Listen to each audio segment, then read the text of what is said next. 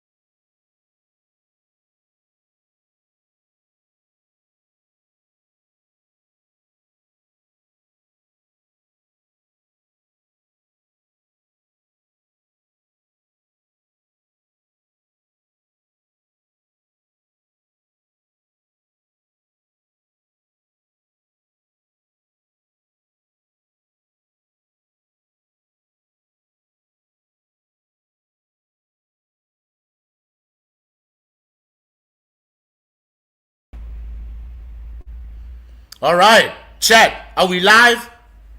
Are we live, chat? Tell me if you can hear me properly. Okay, I just changed cameras because I wanted the camera quality to be the best. Veronica Crawford, I love you too. Veronica Crawford with a Facebook account said you're always handsome. Thank you. Thank you. Wow. It's actually the nicest thing I've heard the entire day.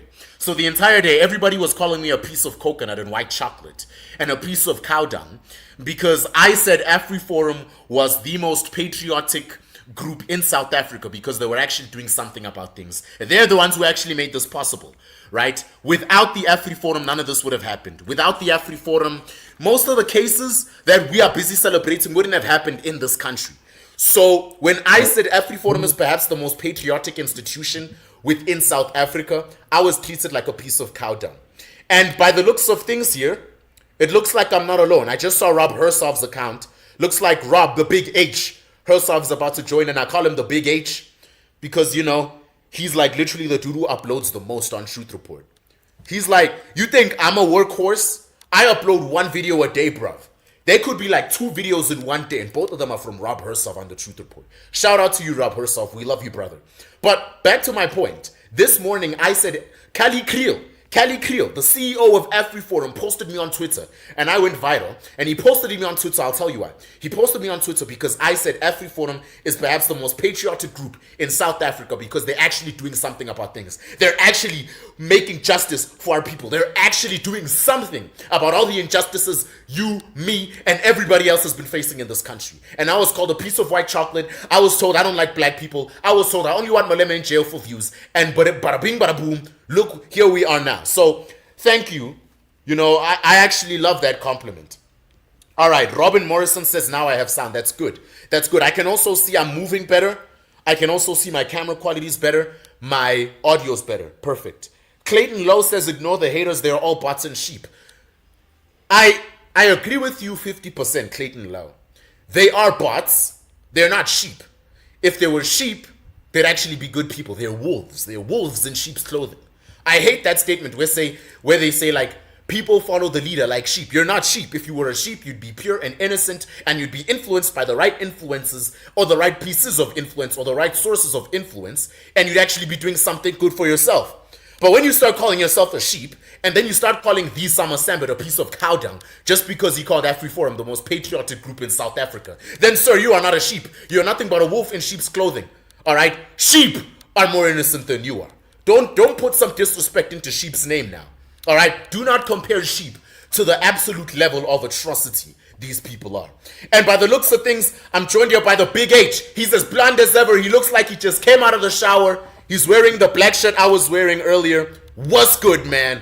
Let's get it. The SAMA SAMBIT. Hi, buddy. I just thought I'd dive in because I happen to be walking by.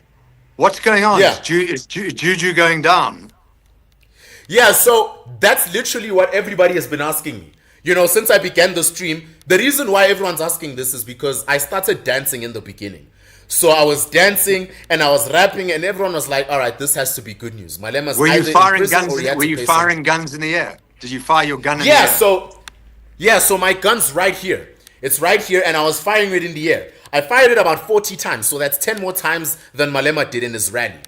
And people genuinely thought he was going to jail, but then I said, unfortunately, guys, it's a pre-hearing, right? And a lot of people don't know what a pre-sentencing rather actually is. So, you know, a pre-sentencing is when you get into the courtroom and the lawyer has to read your biography and talk about how much of a good person you are so that the judge can feel bad for you. So that whatever sentence may come, it's as, you know, as harmless as possible. That's what was going on today and the entire day. So I was talking with Who's Juju's lawyer? Is it that dilettante Dalian Pofu, or has he been kicked to touch? Yeah, so he recently got assed up and then they had to get a white guy to be his lawyer. You know, the funny thing about Julius, he's going to insult all the white people, but then when he actually needs help, he's going to get guys like you there to defend him. His bodyguard who gave him the gun was white. You know, what do you think about what's going on? This is crazy. He hasn't been sentenced yet, by the way. Wow. Well, I mean, I think he is going to get sentenced. I think he is going to get punished because for once, I think our judiciary is going to be forced to do something about this because most of the judiciary is compromised. Most of the judiciary is captured. And the majority of the group that aren't compromised or aren't captured, the majority of them are fundamentally stupid, have been promoted above their pay grade. So it's only a small minority of our judiciary that are actually good, decent, intelligent, not compromised. So I think the country's going to have to do something. The gangster-based ANC are probably whispering in their legal cadres' ears and saying, convict him. I think that will happen. I think he's going to get a conviction. Yeah, and that's literally why there's so many people outside the East London court, right? Because one of the many tactics of the EFF, we've seen this for years, since the very day Malema escaped the ANC Youth League and started his own little terrorist group called the Economic Freedom Fighters, preying on poor black people. We've seen this time and time again. They always protest and fight when justice is being done. And I don't know, like Big H, tell me if I'm the wrong one for saying this. Aren't we the same people that have been crying for corrupt politicians to go to jail from the very beginning of democracy in South Africa? And then when it actually happens, we're the same ones who protest and cry about it, and then we're going to be rioting. Does anybody remember what happened in 2021 with Zuma? Like, what do you think? Isn't this hypocritical for you? I mean, we're the same people who want him to go to jail, but look now. But think about Cyril Ramaphosa and the money in his Yeah, sofa at Pala Pala. He should be in jail for that alone. Cyril in orange overalls in jail. And I think yeah. the next government that comes by, the first thing they must do is take the top people of the ANC and put them in jail. 2029, Cyril, handcuffs. You really think that's gonna happen? I mean, I don't know, man. Cyril in jail in a South Africa like this? Not in this South Africa, but in the next South Africa. And like, what's the next South Africa to you? So like the South African 2029, Yeah, 2027? 2029. 2029. Why? And Why'd you the pick ANC, 2029? if you believe Prince Mashele, the ANC is as good as Yeah. gone in 2029. That MK, Jacob Zuma's probably gone down to the fiery pits of hell. So MK's finished, and Juju's in jail for firing his gun in the air. Then it's going to be a new coalition, some new faces you've never seen before, plus some of the sort of remnants of the opposition. DA, PA, IFP, ACDP, with this new party that I think is going to come up very soon. And we're going to save the country and put Cyril in jail. Exactly. A lot of Yeah. people have been asking the same question I'm about to ask right now. When Rob HERSOV talks about South Africa changing, the number that usually pops up in his mind is the year 2029. Could you care to explain to everybody watching right now why 2029 is a specific year for change regarding your opinion? Because we cannot get rid of the ANC until then. In 2029 is the national election. We have municipal elections between now and then, which is end of 26 this year or early 27. Yeah. And I think the DA is going to sweep the boards in the big cities like Gauteng, Tshwane, and Nelson Mandela Bay. Helen Zille can save Gauteng, can save Johannesburg, and everyone needs to vote for her. And I think that'll be the big swing at the municipal level. And the DA will find so many good people to bring in to fix all the problems in all the municipalities. They're going to get quick wins. And the broad-based population of people who've given up on the ANC or about to give up on the ANC, the Gogos, the Born Frees, the non-voters, will go, wow, maybe the DA aren't going to bring back apartheid. Maybe the DA can do a good job.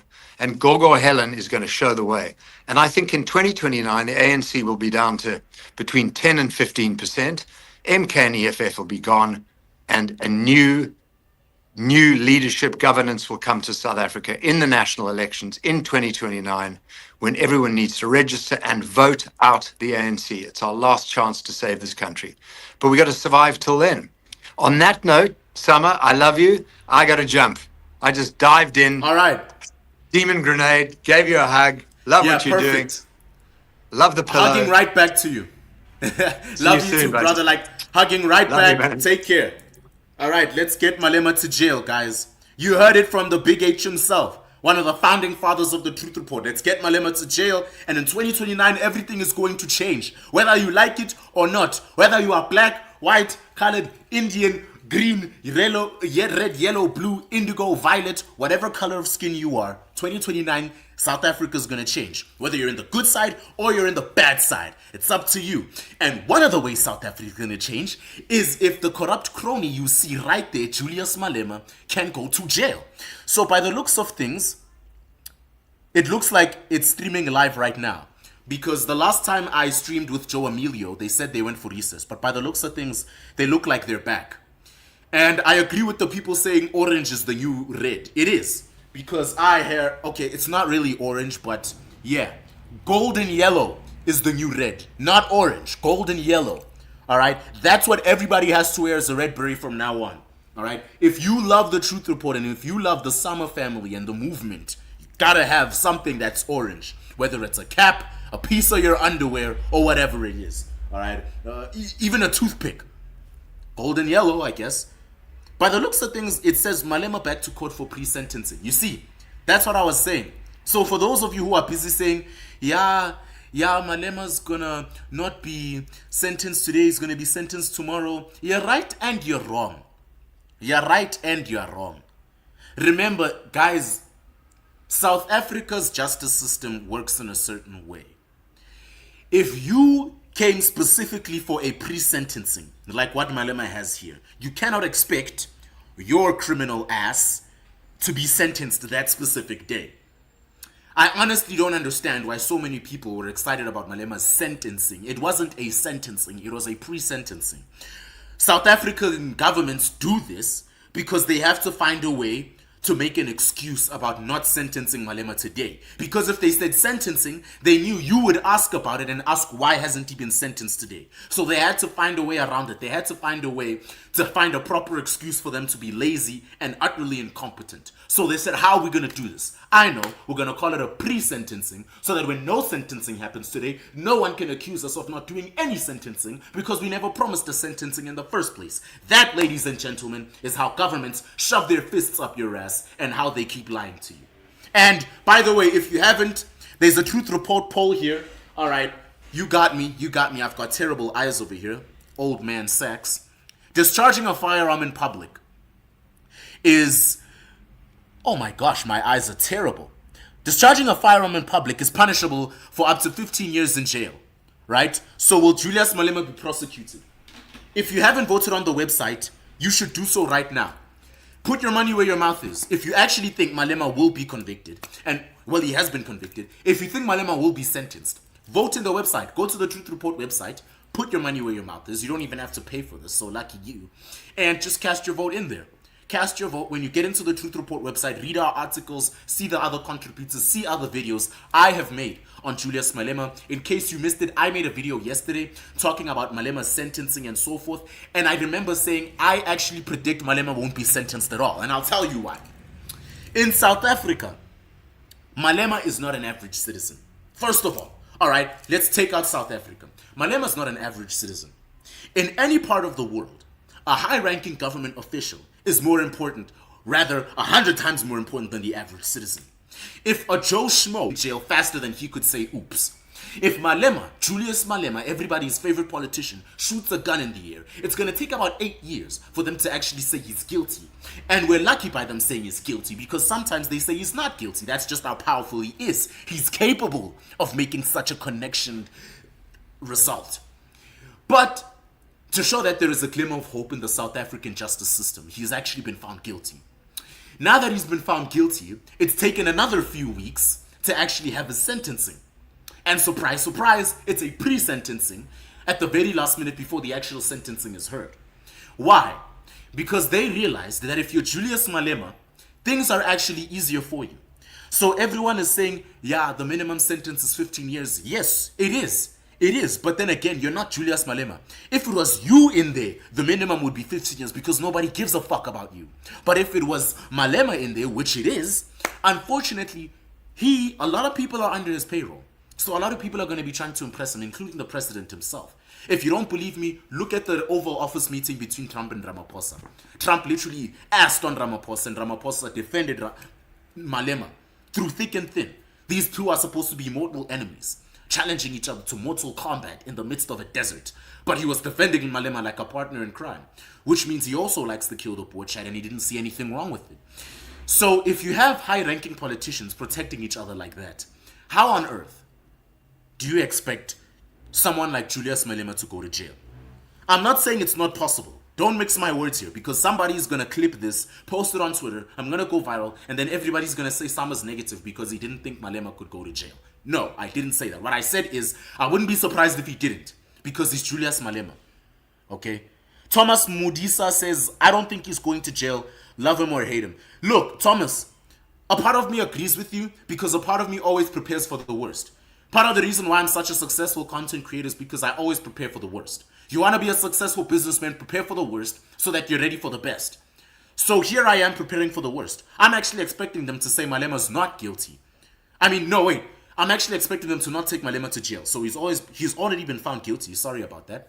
Pardon my grease, I stutter sometimes. Not perfect, just a human. So he was found guilty, but I don't think they're actually going to sentence him at all. I think they're just going to give him a fat fine, which is going to pay through his many beneficiaries and donations, and then that's going to be it. I mean, tell me what you think. Literally. Greekwa Man says you'll get community service and will have to teach woodworking skills to other prisoners. Yeah, that actually would be interesting. That would be very, very interesting. Imagine, guys, imagine someone like Malema getting community service after all he's done.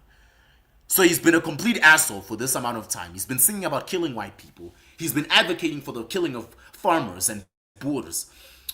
Since the birth of the EFF, that was their main song. Charged for hate speech, released on that, ran away from SARS all his life, has terrible financial history. And then now he's just doing community service. That's the maximum punishment they have for someone like him. No hope in South Africa, bruv.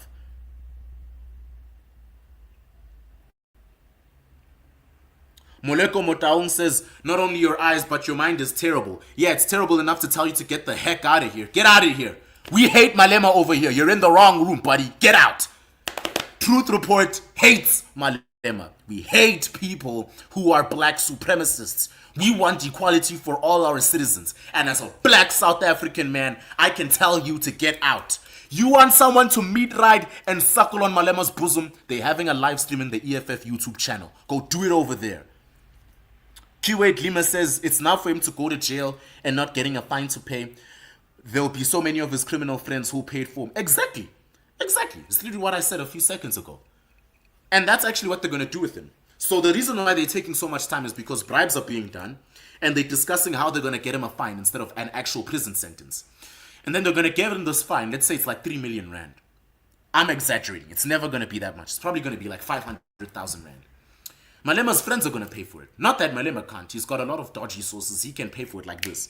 But his friends are going to pay for it because his friends have something to benefit from him. Literally. Literally. Sama, you look very dashing. Right? Thank you so much. Thank you so much, De Villiers. I really tried today. So earlier in my live stream with Joe Emilio, I was actually wearing a black shirt with this blazer.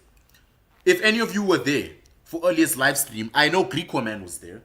I was wearing a black shirt with this peach blazer, right? This nice cream blazer.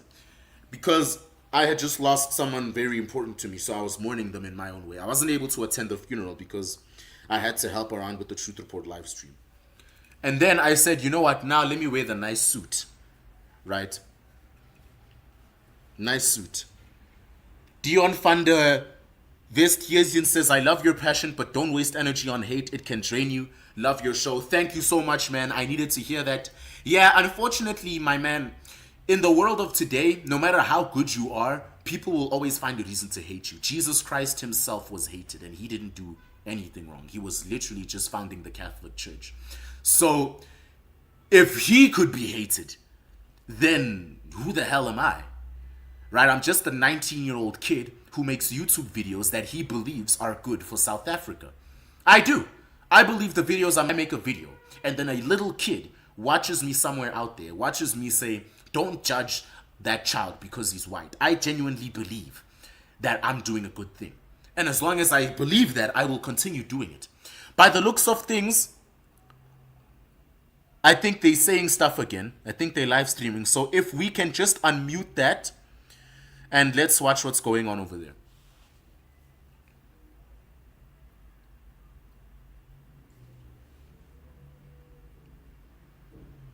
Malema back in court for pre-sentence. Oh, okay.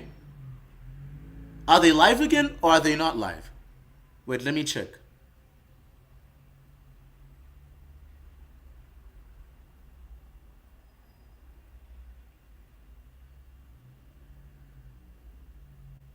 Exactly.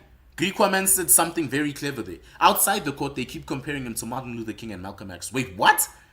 They actually do that. Greekwoman, who's comparing Julius Malema to Martin Luther King and Malcolm X? That is crazy. That is crazy indeed. Like what you said. If a laughing emoji was a gesture or a facial expression, I would have done it right now. Like, tell us, who's comparing Julius Malema to Martin Luther King and Malcolm? Please don't. Just don't. Actually, I hate it when South Africans do that. I hate it when South Africans do that. You're comparing a criminal to individuals who were assassinated for telling the truth. That is an unfair comparison, and you are disrespecting the names of those two heroes.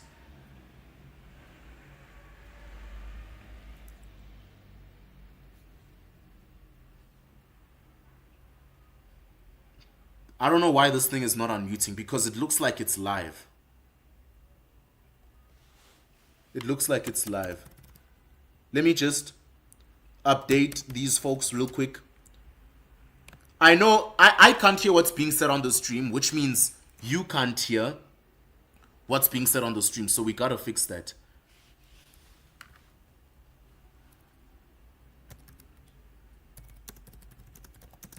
I'm just updating the squad that we need to fix the audio over here because I can't hear anything on the stream. Like, I can see this colored guy. Is he colored? Yeah, he is. I heard his voice earlier. I'm not saying he's colored because of the voice. Don't start putting things into my mouth. So this individual, the guy in the gray suit, I saw him talking earlier, but by the looks of things, it's like he's live streaming because I don't see any journalist. I don't see any SABC edit. So I think they're live streaming again and we'll have to unmute it. But we're just trying to unmute it over here in case you're wondering why you can't hear anything. And they're fixing that real quick. Franz van Deventer, please don't remind us. Do not remind us of the 30% pass rate. Julius Malema is going to jail. We want him to go to jail. The last thing we need to think about right now on a Friday, 2 days before payday, is a 30% pass rate. It's absolutely ridiculous. I mean, really, it's almost as ridiculous as how long it took them to actually charge Malema. Can you believe it, bruv? 8 freaking years. 8 freaking years it took for Malema to actually get into a courtroom and, you know, have them care and give a sandwich about what's going on.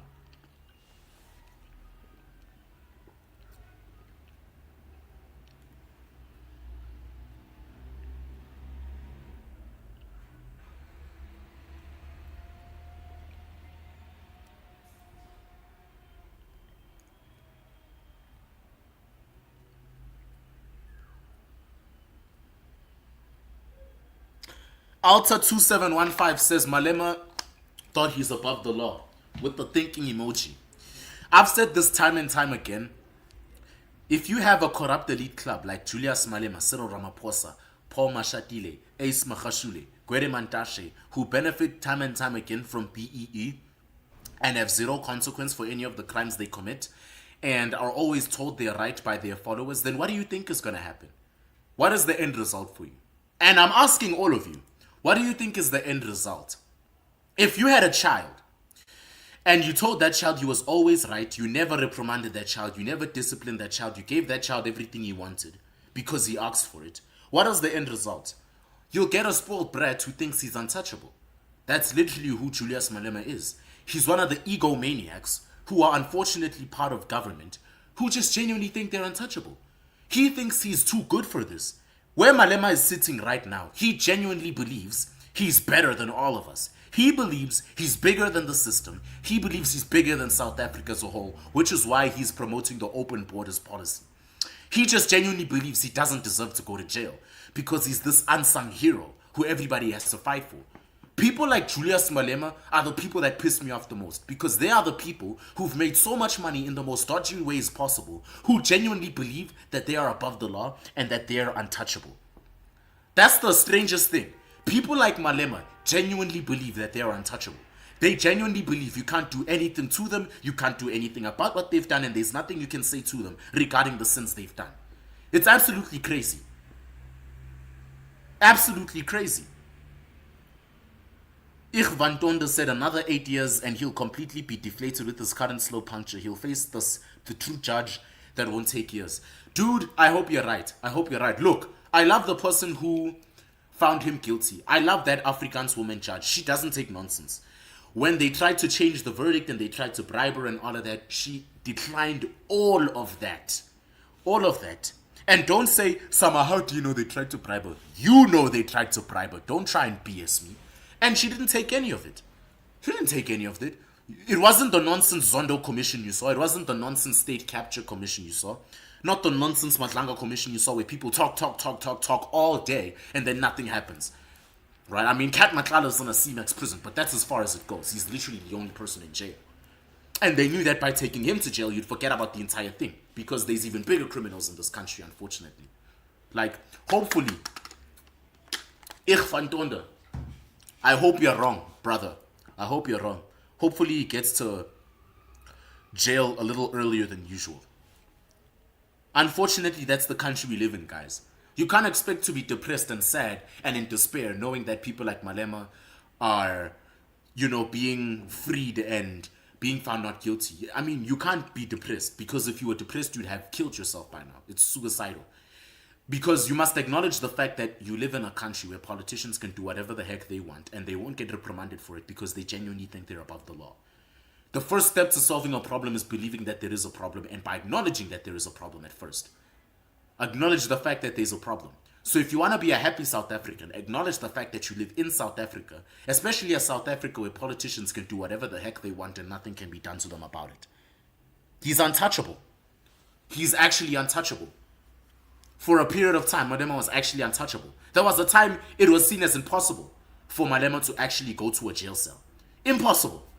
But now that he's actually in a jail cell, because of influencers like myself who are not scared of speaking out, and great patriotic institutions like AfriForum speaking out, they call us the coconuts, right? When AfriForum took Malema to court for the firearm thing, AfriForum are white supremacists who care for no one but themselves. And I said, hold on now.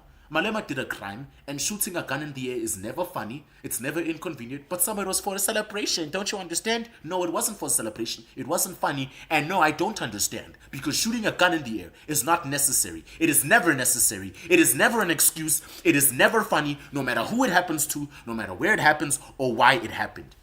Absolutely ridiculous. Malema should have been in jail 8 years ago. I was in the 7th grade when Malema was convicted of this. And look now, he was only found guilty this year. Actually, late last year, 2025, it's 2026 now. New haircut, new beginnings. He was actually found guilty last year. Perfect. Perfect. The audio is back. Yay! Perfect. But I didn't indicate at all that he specifically was for what he did. It makes the consequences. Yes, And there's also a difference between regret and remorse. Oh, they're still talking. Remorse was one of the factors that should be taken into consideration. In fact, a very important factor when it comes to rehabilitation and deterrence and so on. So, Your Worship, when it comes to remorse, and it is usually not, when a person is remorseful, it is considered a mitigating factor. When a person pleads not guilty, and because of that, it's considered not remorseful, that is not necessarily an aggravating factor. But when it comes to the link between the remorse and the rehabilitation, it is, from my experience of working with offenders, and specifically people serving custodial sentences, it is not correct to say that a lack of remorse by pleading not guilty at sentence is an indication that a person cannot be rehabilitated. All right. Like, sorry, squad. Can we mute that? Can we mute that? That obviously, I don't know if the person can hear me. Can we mute that? Like, thank you so much. Oh wait, no, it didn't mute. Okay. Oh bugger. You always start with the person is, and if the person says guilty, Could we mute that perhaps? it is not remorseful, it is not guilty. That is where you start, and from there you look at your rehabilitation journey. But it's not in. Perfect. Oh, okay, so it's just loading. Okay, while it's loading, I'm gonna talk. This is ridiculous. They're still talking. How long are they gonna keep talking? Apparently, the EFF YouTube channel live stream is better. Well, there's only one way to find out. We'll try it over there. SABC News has been having some budget cuts. They're not paying their journalists, and they recently cancelled Hectic 99, a decades-long show, because they can't pay the presenters there. SABC is a whole rabbit hole in itself I'll need to cover in a future video. Subscribe to my channel if you haven't. I know there's you here who like watching me, but you haven't subscribed. Go and subscribe. How? You want my content for free? Subscribing is free. Go and subscribe.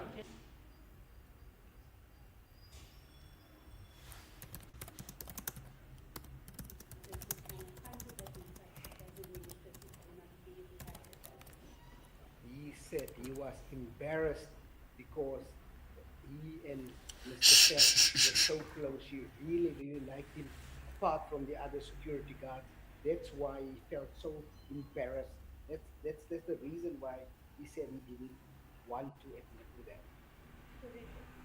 But to my point, Your Worship, is that there are various reasons why it is. And at the time, if one would have spoken to him, he would also not have mentioned that he could deny his guilt, and there are very different reasons. And when it comes to, the point is again, when it comes to rehabilitation, the fact that the person does not accept responsibility, does not admit guilt, does not mean that he cannot be rehabilitated.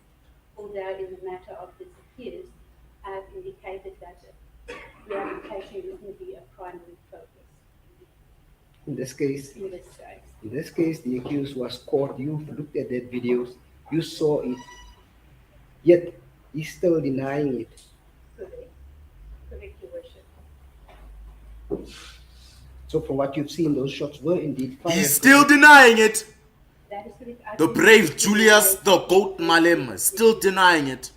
guilty. What I'm saying, Absolutely ridiculous, isn't it? Between I look at rehabilitation, that would not be a main consideration in terms of sentencing. How can you deny something when there's video evidence of you doing it? How? There's video evidence of this man doing what they said he was doing. And he's still denying it till this day. Like, wow, I can't even fathom the ego that this man has. I can't fathom the arrogance of this man. In Johannesburg.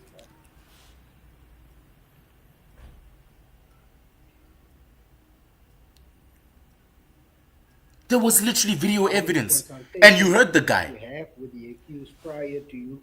You heard the guy. Report. There was a video of him shooting. Malema still denies it. I have three.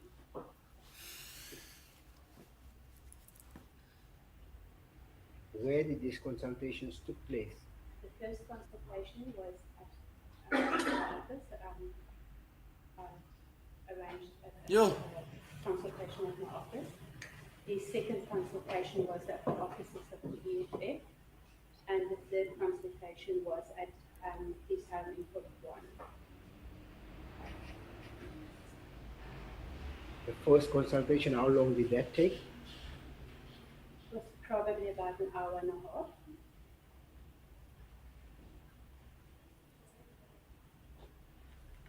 Would you consider that enough time to make a proper assessment of the character of the person that you have seen before you, especially in the light that he was basically a stranger to you? Your Worship, when we do these assessments, it's a combination. Okay, I don't know who this guy is, but he is absolutely grilling Malema's defense team. Like, I don't know who this guy is. I'd be lying to you if I told you I knew who that is. But he is grilling whoever, that the white lady defending Malema. He's grilling her, frying her, marinating her. And He's asking valid questions. from my perspective, I would never do one consultation only. I'm going to get to the collateral sources. You are jumping the gun. The question was that sufficient time, an hour and a half, to make an assessment of a person who just arrived in your office? Basically, both of you are strangers to one another, and he knew exactly why he was there, that you have to draft a report, hoping probably that you'll draft a favorable report. The question is, was that sufficient and adequate time? Your Worship, no, it's not, and that is why an assessment is not done on the first interview only. The first interview usually focuses on starting to get information, get to know the person, explain the process, explain expectations, and to explore other information and resources that I might want to speak to. So basically just getting a little bit of background, like when you go to the psychiatrist's office, basically they want to know who are you, where are you coming from. Is that No, it is a very... All right, could we please mute that for now? Of what information you are looking for when you start, and then Let's just mute that for now. obviously the test information involved that you get all the... All right. So someone said, Ryan Doyle, okay, loyal Truth Report viewer. He said, please correct me if I'm wrong. But did Julius not deny shooting a real gun rather than a toy gun? Well, Ryan Doyle, funny story. What happened is first Malema denied doing any of it at all. And then They showed him the video evidence and said, "This is you, sir." Malema said, "Hmm?" They said, "This is you, sir." And he said, "It is? Let me check." "Oh, that is me." Huh. It was a toy gun. And everybody went, "What?" "I don't know. That's got to be the most realistic toy gun we've ever seen." And Malema said it was a toy gun. And then they found the bullets, and then it was proven that it was not a toy gun. So it was just lie after lie after lie after lie after lie after lie after lie. And each of those lies were debunked. They were debunked by guys like this colored individual here who is absolutely grilling his lawyers. And because of that, he was actually found guilty in the end, because the female judge saw that, yeah, no, there is nothing to talk about here in Malema's defense. The guy did it. He's guilty. They saw how ridiculous it was. Now I don't understand why they're taking time with the sentencing. Thanks, man, for muting. You can unmute. Generate discussion to get information, but also to get an idea of how this person operates, how group is. Please vote. In this Vote instance, if you haven't. what happened, Vote by the because you are now website. describing the general practice. In this instance, what was your aim? What did you do with the first consultation? My aim was to explain to the person the process. My aim was to obtain information in terms of starting with the process, information in terms of his life, where he's coming from, his background information, and obtain information in terms of who are the people that I can speak to, that he can give me the contact details. I would like to speak to his wife. There are friends or colleagues that I would like to speak to. Who can I speak to? And that is the standard approach. That is what I Whoever's the cameraman for SABC In is other a words, savage. information He's screaming that that guy you got, sleeping. Who to speak to, which collateral sources to speak to, you got from the accused. Yes. Wait, can you mute there? Can you please mute? Whoever's the cameraman of SAPC needs a raise, guys. Because look what he's doing. He's filming the people who are falling asleep. Look, all the Jewish guys at the back are falling asleep because they've been here. They've been waiting for the final sentencing and they're not hearing it, and they're tired of hearing all the arguing and the BS. First it was the biography, and then now it's all the actual arguing. Like, guys, bear with these people. Even the lady in the middle wants to sleep. Whoever's the cameraman of SAPC needs a raise. I would give that guy a raise. This cameraman is a troll. Shout out to the cameraman. Thanks. You can unmute. Thanks. Wow. Not he gave him to speak to my wife. Okay. The other two, what you said was his friends. There were two that were friends that know the family quite well, that also grew up with him from, so they're coming from the same environment where they grew up, who's known him since childhood. And two of the employees. Two of businesses that where he is involved with, that he yes. They rely on him, those two.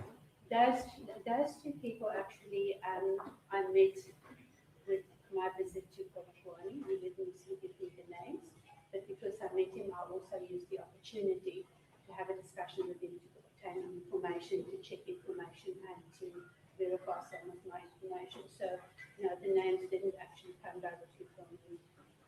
It was an opportunity that arises.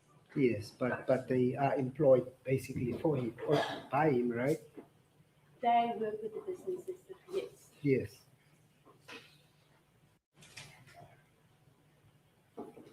I'm sure they must have glorified him because they are dependent on the accused, those two that you spoke to. Is that correct? Well, my experience was that they answered my questions truthfully, in terms of how they experienced the accused, but also in terms of general, the community. And as I mentioned, I also speak to people to verify information. So some of the information I have asked for things about the community and the community where these things are, if these businesses are. If I observe something, I would ask, but what is this about and how does it work? Those things also in the bigger picture gives you an idea of who the person is. they would be affected if the accused is not around. Is that correct? One can say they would be affected, but the feedback is also that they run with these businesses, so the accused is not Oh, snap. Okay, I was muted So the in whole the time I long said run, that. it may I was impact saying the Piet sustainability Vil of Johan businesses, said something but that very there is important there. a Could you process please of mute that? businesses should Thank you so be much. under this. Thanks so much. Piet Vil Johan said something very important here. Playing the Zuma game. Deny, deny, deny, deny. Postpone, postpone, postpone, postpone. And then please stop. Sentence the criminal to 15 years. That's what he said. Well, Piet, in case you didn't know, that's what all the politicians do. Deny, deny, deny, deny. And then the court, because the court loves them so much and it would be a shame if you jailed a black politician, postpone, postpone, postpone, postpone, postpone. And then maybe they're found guilty. And if they are found guilty and they actually go to jail, there's a nationwide riot, there's complete chaos. Nobody likes anybody anymore. Everybody supports the guy they wanted in jail so much. And then all of a sudden he's free again. That's the unfortunate cycle of South Africa. That is the Zuma game, Beat. That is the Zuma game. Remember when Zuma actually went to jail? Wasn't everyone a hater of Zuma at one stage? Calling him Mr. Nkandla and Mr. Payback the money. And then you want to tell me what happened, sir, when he actually went to jail? Thank you. Imagine if Malema went to jail with the amount of people waiting outside the East London court. Chaos. Complete chaos. Thanks so much. You can increase the volume.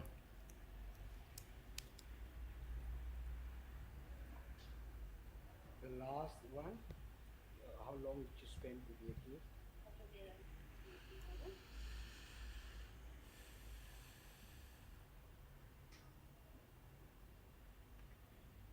You said 2.5 on my maths. In total, you spent 5 hours with the accused, if my math is correct. Yeah. You think that is adequate time to make a proper assessment of the individual that you, and I'm not talking about constant 5 hours, as you've explained, it's an hour and a half, it's 2 hours now, it's an hour. You think that is proper or adequate time to actually say that this person is a good person, this is a bad person? Okay, hold on. Per This guy, the people watching at home, if you've been paying attention, this guy and Malema's lawyer have been arguing about one thing for the past 10 freaking minutes. You want to know what they're arguing about in case you weren't listening and you were falling asleep like the Jewish guys at the back? I'll tell you. They are arguing about the fact that somebody knows Malema very well, and Malema's actually a very good person. And he's known Malema for 30 minutes. Now this guy, the lawyer you see right on the screen here, the one with the nice gray suit and the nice gray tie, is saying Malema is a criminal. And you're saying this person that's known Malema for 30 minutes. Is 30 minutes enough to actually get to know somebody? Know how they are and who they are as a person. And that's what they've been arguing about the entire time. The entire time. And the reason why they've been arguing about it the entire time is because Malema's lawyer won't admit that that's not enough time. Renee Connie says he has no character denying video evidence, and why must the judge answer questions? She is in charge. That is very true. That is very true. Hopefully they don't continue that habit. That is a terrible habit. Terrible habit, Renee. Lovely name you have over there. Philip Moncton says no assessment, charge him. Good luck with that one. Good luck with that one, sir. I don't know. I mean, look how long it took us to get a serial killer like Thabo Bester to jail. You want them to take Malema to jail? Really, man? Yeah. And employees, which I do not think is the proper sources that you should have consulted other than the wife. Your worship, from a social work perspective, the starting point is always with the person, because that is what it is all about. And the best way to get to know a person is through the eyes of others, because obviously you do not get information from other people prior to having spoken to the accused itself, because you wouldn't know what to look for, what to listen for, what to ask for. And similarly, I wouldn't necessarily know what is the process that a prosecutor would go through to prepare for a case. I think similarly, other practitioners wouldn't necessarily know the detail of the processes that we approach in terms of getting that information. And for me, I will sometimes, depending on the case of the person, because people are also different, 2 hours or 3 hours may be sufficient to get a very good idea. For other people, it's a longer time may be required. I will obtain and solicit information until I'm at the point that I feel what answer I'm comfortable with and I can comfortably speak about it. Until at that point, I will continue to research, speak to the person or collateral sources until I am comfortable that I have a very good idea as to what I can of the information that I have given. What did you expect these people to say? The wife and the 2 employees, you wanted them to bite the hand that feeds them, basically. Your Worship, I did not expect them to say anything particularly. I do expect them to go, and I always explain that to the people as well. What is the purpose of my questions? To answer honestly and to give me the information.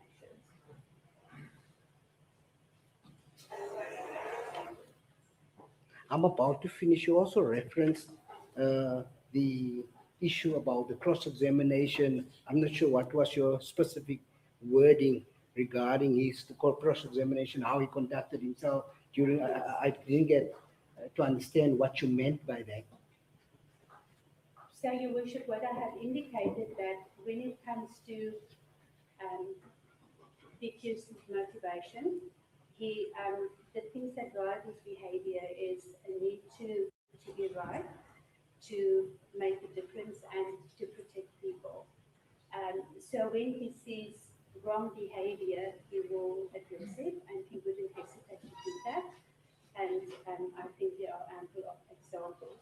When he addresses an issue, when he has a discussion or a debate, he are generally able to contain himself, to focus on the matter at hand, to take personal matters aside, and to get the answers what he's looking for in that matter. How would you describe it? However, Sorry.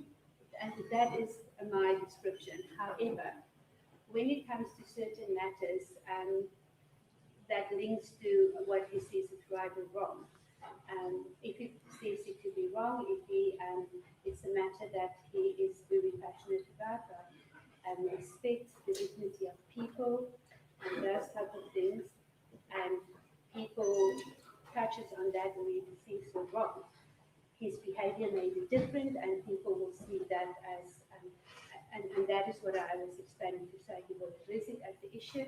It can be seen as Aggressive.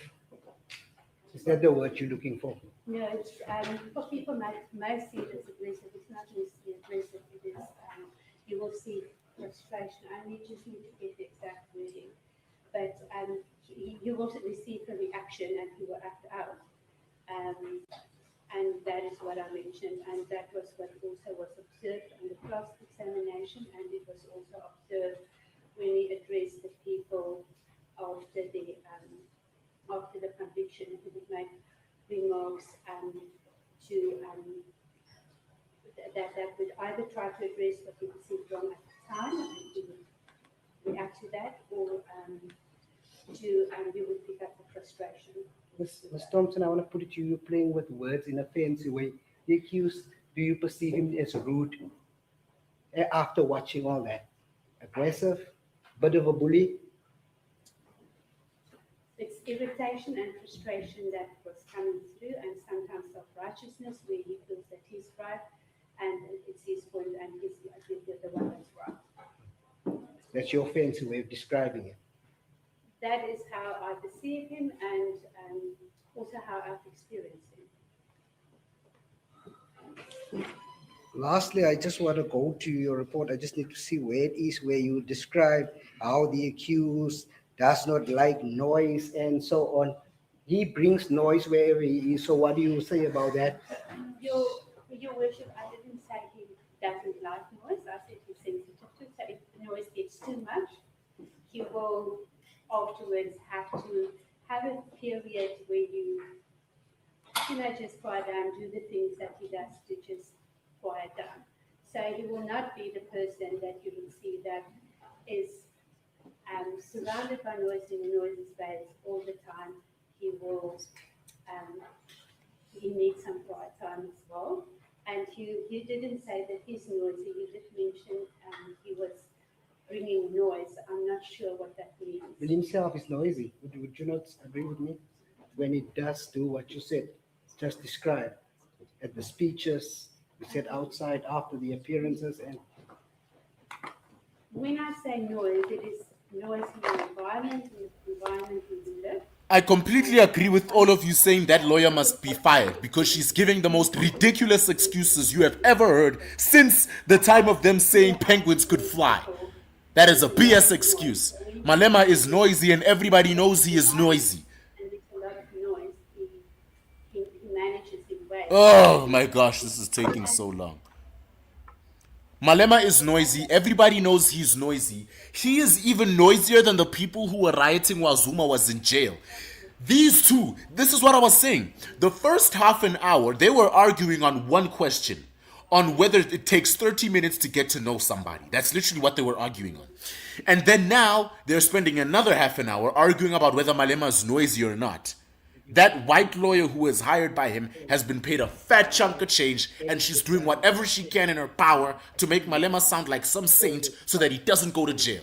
Absolutely ridiculous. Oh my gosh, it's taking forever. Like, I'm about to do an episode. I'm about to do an episode for my own channel. But they're taking so long. My episode comes out at 4. It's almost 3 now. It's 2:30. I thought by this time, they would already have said like how long he's gonna, they're gonna sentence him, and they would have already said how long it's gonna take, like how long he's gonna be in jail. That's what I thought by now. But the fact that they still having those conversations, I think here's what I'm gonna do. I'm probably gonna like film an episode while live streaming. Over 7 years.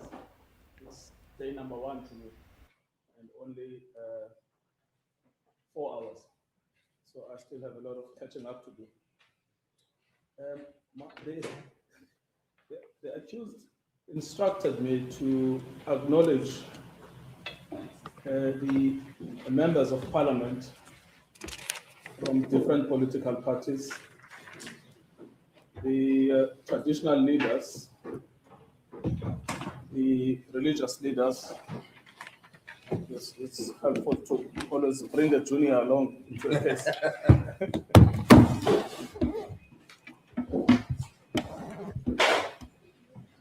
Thank you.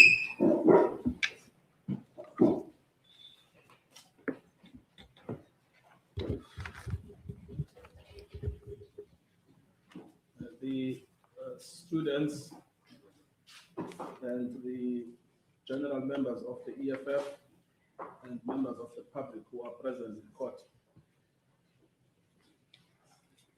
Perhaps that is where we should start in the re-examination. Shh. The guy who looks like Thabo Mbeki is talking. The impact of the accused, the positive impact to the general South African public, and the consequences of removing him from playing that positive role. You referenced that in various parts of your report. Can you just expand on that? Because sometimes it gets missed in these accusations of Mr. Malema being noisy. Yes, Your Worship, and that was part of the consideration.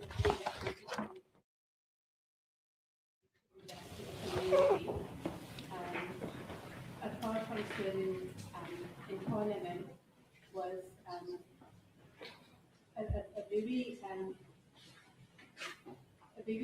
it's a concern for the community and the activities that we continue to do. I have mentioned, for instance, coming back to living BYRON is important to him as well. The dignity of people, for example, is very important to the accused, and part of that links to the living circumstances. So when I was before the party, Hey, hi. I know.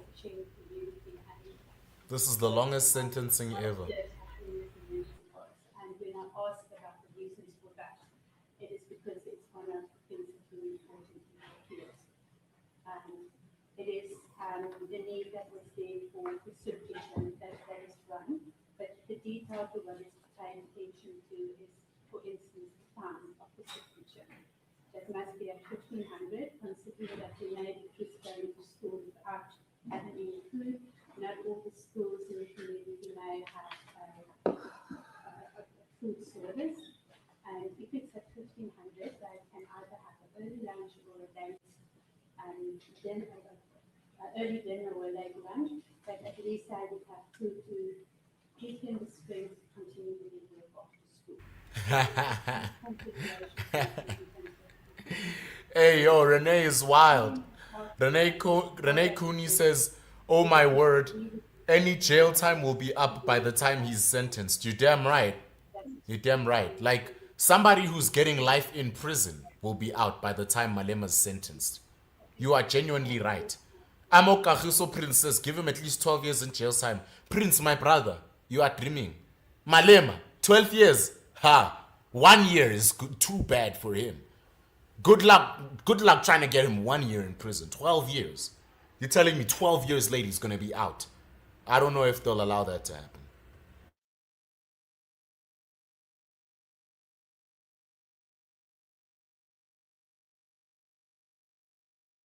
Okay, so I was muted there. This is absolutely ridiculous.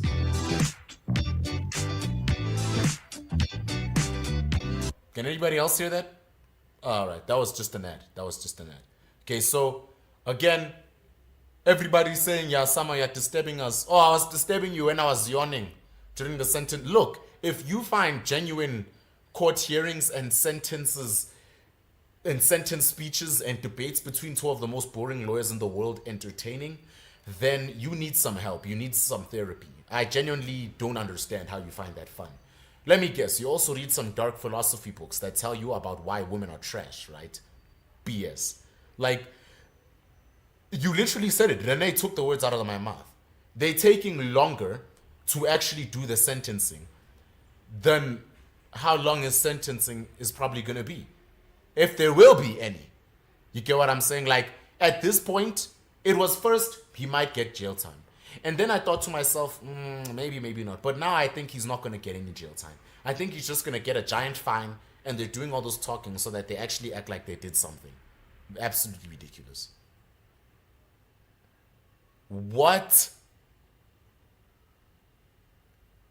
Did it stop? No. No. Again? Guys, by the way, if you've joined now, this thing started at 9 a.m. Ngo-9 ekuseni. Lento le iqale ngo-9 ekuseni. Peggy's cut manje, it's 2:30. It's actually 2:41, I'm lying.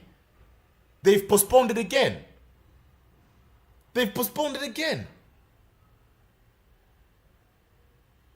Emsa Hasbrook Potter says so he must play sick. I wish I played sick. If I knew the future, if I knew how bad this was going to be, I wish I played sick so that I wouldn't have to live stream. This is crazy.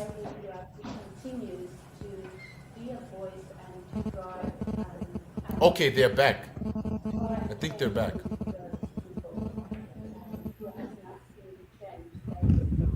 I think they're back now. We'll come to the second part, but just to deal with the first component where you said he grew up in economically challenged circumstances. Even that is sometimes difficult to understand what it means. But let me ask you just a basic question. Bruh. Can you please mute? Can you please mute? Like, guys, what the absolute sandwich does someone's childhood have to do with their criminal history? I never understood this. Ever. What does someone's childhood have to do with what they did as criminals? If I went and raped a lady next door, does my childhood matter, or do I go straight to jail because I'm a fucking moron? What on earth does one's childhood have to do if somebody did something wrong or not? They did the same thing with Vusi Ket Matlala in the Madlanga Commission. Malema asking him the questions. Funny, Malema's in court now. Ha! Brothers in crime. He was the one asking Matlala a question like, how was your childhood and so forth. And Matlala explained how poor he was as a kid, single mother. And okay, sorry about that, but what does your childhood genuinely have to do with the crimes you've committed as a person? Is it because you had a bad childhood you became a serial rapist? Do childhoods justify how bad someone becomes? We can blame our childhoods now for how bad we are and what bad things we do? That is insane. What does someone's childhood have to do with any of this? I'm saying that because this guy, before I asked for it to be unmuted, this guy right here with the black and the gray tie, he's talking about his childhood. What on earth does that have to do with any of this? Like, you gotta be kidding me. If we're gonna be talking about each other's childhoods, then don't call it a sentence and call it a biography. And I read a book on Malema yesterday. I shouldn't have read it because I was gonna hear a biography today about him anyway. Absolutely ridiculous.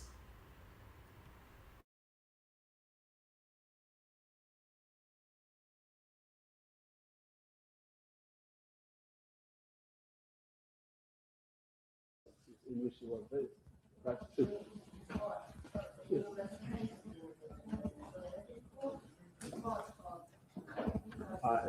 I am totally happy to rephrase as opposed to saying where is. I'm not.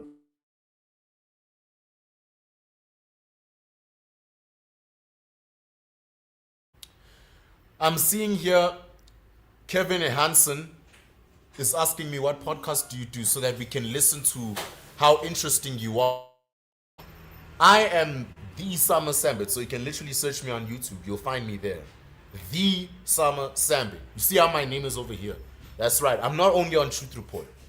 I have my own specific channel. We recently just celebrated 65,000 subscribers yesterday. The SAMA SAMBIT.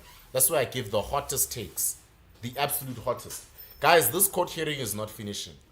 This pre-sentencing in Tonton is not finishing. I don't know when this thing is going to finish. So here's what I'm going to do.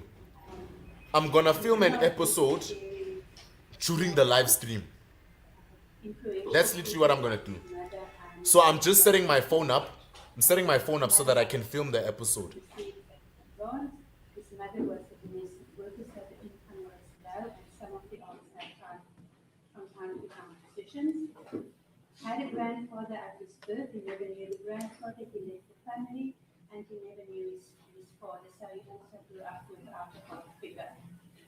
And very poor circumstances, and then at a very young age. Oh, Kevin Hansen.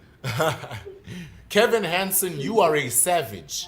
You are a savage. Why did you insult the man like that? I think, wow. Oh, okay. So guys, apparently someone here commented that I'm as boring as my podcast. And then Kevin Hansen came to the rescue saying, tell us yours so that we can listen to you. Turns out the guy doesn't have one. He's a soulless traitor who lives in his mother's basement typing on a computer because he's a fucking moron.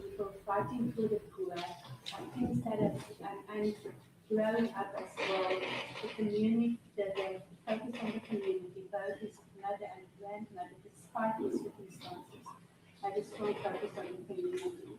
That continued, and that is part of the driving to be a voice for the people who are poor and disadvantaged. Thank you very much. You then said there is a second component, which is his aversion to Ryan perceived Doyle saying, injustice. imagine the 5,000 supporters outside looking at their watches, wondering if they need to cancel their return flights. Ryan Doyle just said, imagine the 5,000 supporters outside looking at their watches, wondering if they need to cancel their return flights. You know what, man?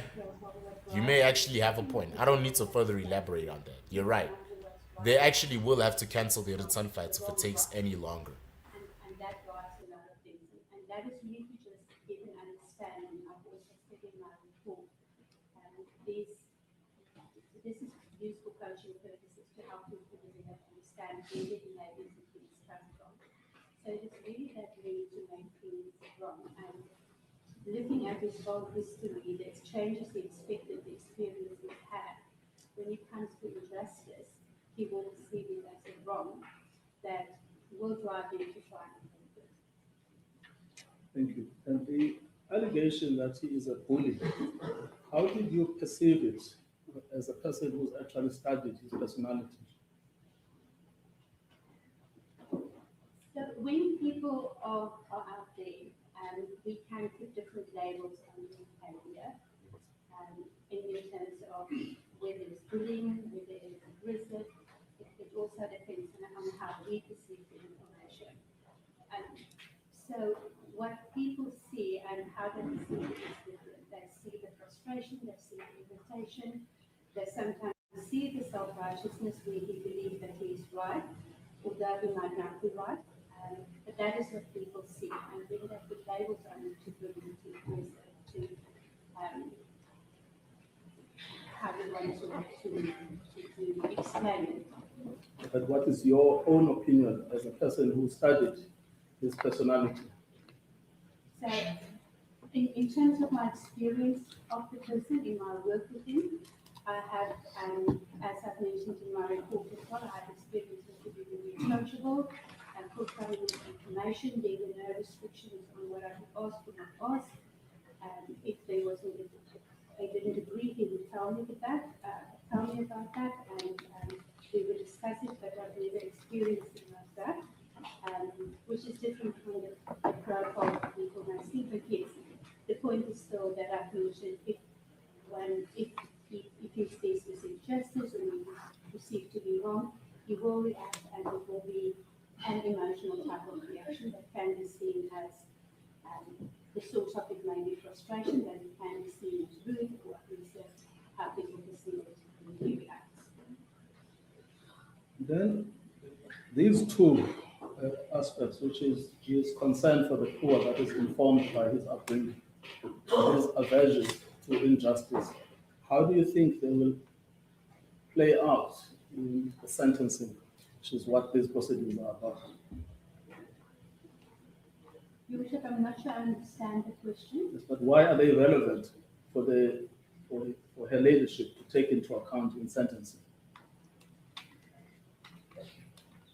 So, if I put it all together as the two pieces that I've considered this, he's a voice for the people, Yes. and he's serving the community. So if we then All right. look at the social JP, pull me up. we Pull me don't up. These only people are talking have nonsense. Pull me up. the equation. These people are talking nonsense. They're talking nonsense.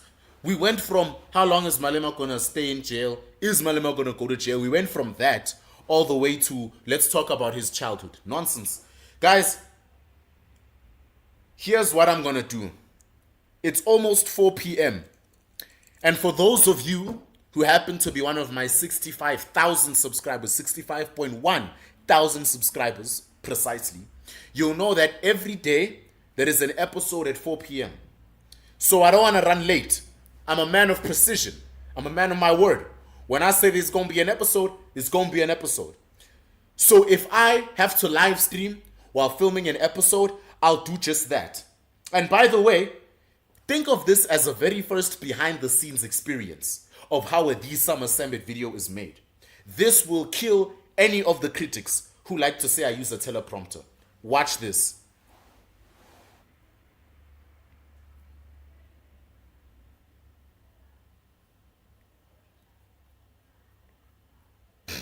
I'm still opening my camera app. All right. That did not go as smooth. When I expected myself to say, watch this, and then I start filming. You get what I'm saying? But I just had, the camera thing was loading and yeah, not smooth. But all right, we in. Let me just answer this. Texting Joe Emilio, the comedian. He was here this morning. Did you see our live stream in the morning? It was fire. After this one and after my episode, you must go and see that one with me and Joe Emilio. This will kill all the critics who say I use the teleprompter. Look, I'm looking right at you. My phone is here. Watch this. Ladies and gentlemen, let me get my pillow. Because we are 5 hours into Julius Malema's sentencing. And you want to know what they're doing? They're literally arguing about this guy's childhood. His literal childhood. The man fired an assault rifle at a public rally in 2018, 7 years ago, and was finally found guilty in October 2025. And now we're sitting here listening to arguments about what kind of upbringing he had. Even the people who are in the Truth Report live stream hear me saying this. You can't make this up. This is a circus, and I feel like I'm the clown on the Truth Report because I'm watching South Africa's justice system in real time prove exactly why nobody takes it seriously anymore. And if you're wondering why I keep looking this side, it's because two audiences are watching me. You and the Truth Report media. But before we continue, if you'd like me to keep you informed while mainstream media sugarcoats everything, you can buy me a coffee to support what I do. My link is in the description below. It helps keep this content coming and it lets me keep calling out this nonsense. All right, let's get into it. So I'm sure a lot of you are wondering what's happening right now. Well, as I speak, we are 5 hours into what was supposed to be a sentencing hearing. A sentencing, not a trial, not a guilt determination. The man was already found guilty on 5 charges back in October 2025. Today was supposed to be the day the court decides his punishment. Fine. But instead of getting the actual sentencing, we're sitting through hours and hours and hours and hours and hours and hours of mitigation and arguments. What are they arguing? They're literally arguing about his childhood, his background, his context, his revolutionary or credentials. Everything except the actual crime he committed. This is the same Julius Malema, who in 2018, at the EFF's 5th anniversary rally in Mdantsane, grabbed an assault rifle and fired it into the air multiple times, on camera, in front of thousands of people, in a built-up area, in broad daylight. There is video evidence. There were thousands of witnesses. There is absolutely no dispute about what happened. Yes, he was found guilty. But here we are, 7 years after the incident, 5 hours into a sentencing hearing, talking about his childhood, like that somehow makes firing weapons at public rallies okay. Are you kidding me? The delay tactics are obvious, and why is nobody calling this out? You know what this is? This is delay, delay, delay. The Zuma style, as I like to call it. This is Malema's legal team doing everything in their power to drag this out as much as they can so that people lose interest, hoping the public forgets, hoping that somehow, if they talk long enough about the irrelevant noise, the judge will genuinely feel sympathetic and hand down a lighter sentence. And the crazy part is this. It might actually work because this is South Africa, where if you are politically connected, if you have money for expensive lawyers, if you can wrap up your crimes in revolutionary rhetoric, you get to play by different rules. Any normal South African who fired an assault rifle at a public gathering, if I fired an assault rifle at a public gathering, I would be arrested immediately, sentenced within months and already serving jail time. But Malema, 7 years of legal proceedings, 5 hours and counting of arguing about his childhood, and he's still not sentenced. Disgusting. Disgusting. What are they actually arguing about? The defense now, as we speak, is apparently presenting Malema as some kind of misunderstood freedom fighter whose childhood was terrible and whose actions need to be viewed through the lens of his revolutionary background because he's such a hero. So as we speak, they're talking about his upbringing, his journey, his role as a leader, fighting for economic freedom, yada, yada, yada. I muted. I got bored. They are trying to paint a picture of a man who was simply expressing his revolutionary credentials in a cultural way, who didn't mean any harm, who was just caught up in the moment of celebration. But here's what they are not talking about. They are not talking about how Malema knew it was illegal to discharge a firearm in a built-up area. They are not talking about the thousands of people who could have been endangered. They are not talking about the fact that when you fire bullets into the air, they have to come down somewhere. They are not talking about the message this sends that if you are a political leader, the laws genuinely don't apply to you. They are not talking about the fact that Malema has spent his entire career pushing boundaries, breaking the rules, and treating the legal system like it's beneath him. They are not talking about how he walked out of court after his conviction and immediately sang "Kill the Boer" again, showing zero remorse, zero understanding of why what he actually did was actually wrong. No. Instead, we are spending 5 hours, good people, talking about his childhood and his revolutionary journey. Like that somehow justifies openly breaking the law on camera. Again, if you're wondering why I keep looking here, I've got two audiences I'm talking to here. Truth Report and the SAMA SAMBIT. Here's what makes this even more frustrating. The crime Malema was convicted of, unlawful possession of an automatic, semi-automatic firearm, carries a minimum prescribed sentence of 15 years in prison. 15 years. That's the minimum. Now, the court can deviate from that minimum if there are substantial and compelling circumstances. And that's exactly what this 5-hour childhood discussion is about. Trying to manufacture those substantial and compelling circumstances so that Malema can avoid the mandatory minimum. But what substantial and compelling circumstances actually exist here? Well, I'll tell you. He's a wealthy politician. He knew the law. He broke it anyway, on camera, in front of hundreds of thousands of witnesses. He's shown zero remorse. He's promised to appeal. He's continued the same behavior that got him in trouble in the first place. The only compelling circumstance here is that he is politically connected and has the most expensive lawyers, white lawyers, who can afford to spend 5 hours arguing about the man's childhood. Like, this is why South Africans have lost faith in our justice system. Now you know why people don't trust the justice system anymore. Because of this nonsense we're seeing here, this hogwash. Because we're watching in real time as politically connected individuals get treated completely differently than ordinary citizens. If it was me and they'd be talking about my childhood, or would I be in jail already? If you fired an assault rifle at a public event, you'd be in prison long time ago. The hearing would have lasted maybe an hour, maybe 2. The judge would have looked at the evidence, looked at the minimum sentence, maybe knocked a few years off for first time offense or whatever they use these days, and you'd be done, going to jail, baba. But because it's Julius Selo Malema, EFF leader, former ANC Youth League president, the messiah of university students, political firebrand, with followers and money and influence and all of that, we just have to delay for 5 hours and 8 years arguing about his childhood. This is the two-tiered justice system on full display. And everyone watching can see it. I mean, I can see it. Like, after his conviction, Malema said going to prison would be a badge of honor. The heck? For a revolutionary. He said he's ready to go to jail for his beliefs. Can you see how he's already trying to look like the victim and gaslight everybody? Okay, tough guy. Then why are your lawyers spending 5 hours trying to keep you out of prison? You idiot. Why all the mitigation arguments then? Why all the talk about your childhood and your circumstances? If prison is such an honor, why fight it so hard? Bear in mind, I'm not attacking Malema the man. I'm attacking Malema the politician. The truth is, Malema talks big about being willing to go to jail. But he and everyone around him are doing everything they can in their power possible to avoid that. Because he knows prison isn't actually fun. He knows what prison is, and he also knows that being locked up would end his political career as we know it. He knows that revolutionary rhetoric only goes as far as when you're actually facing consequences.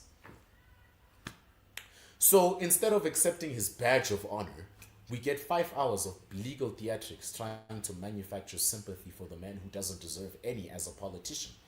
Again, I'm attacking Malema the politician, not Malema the man.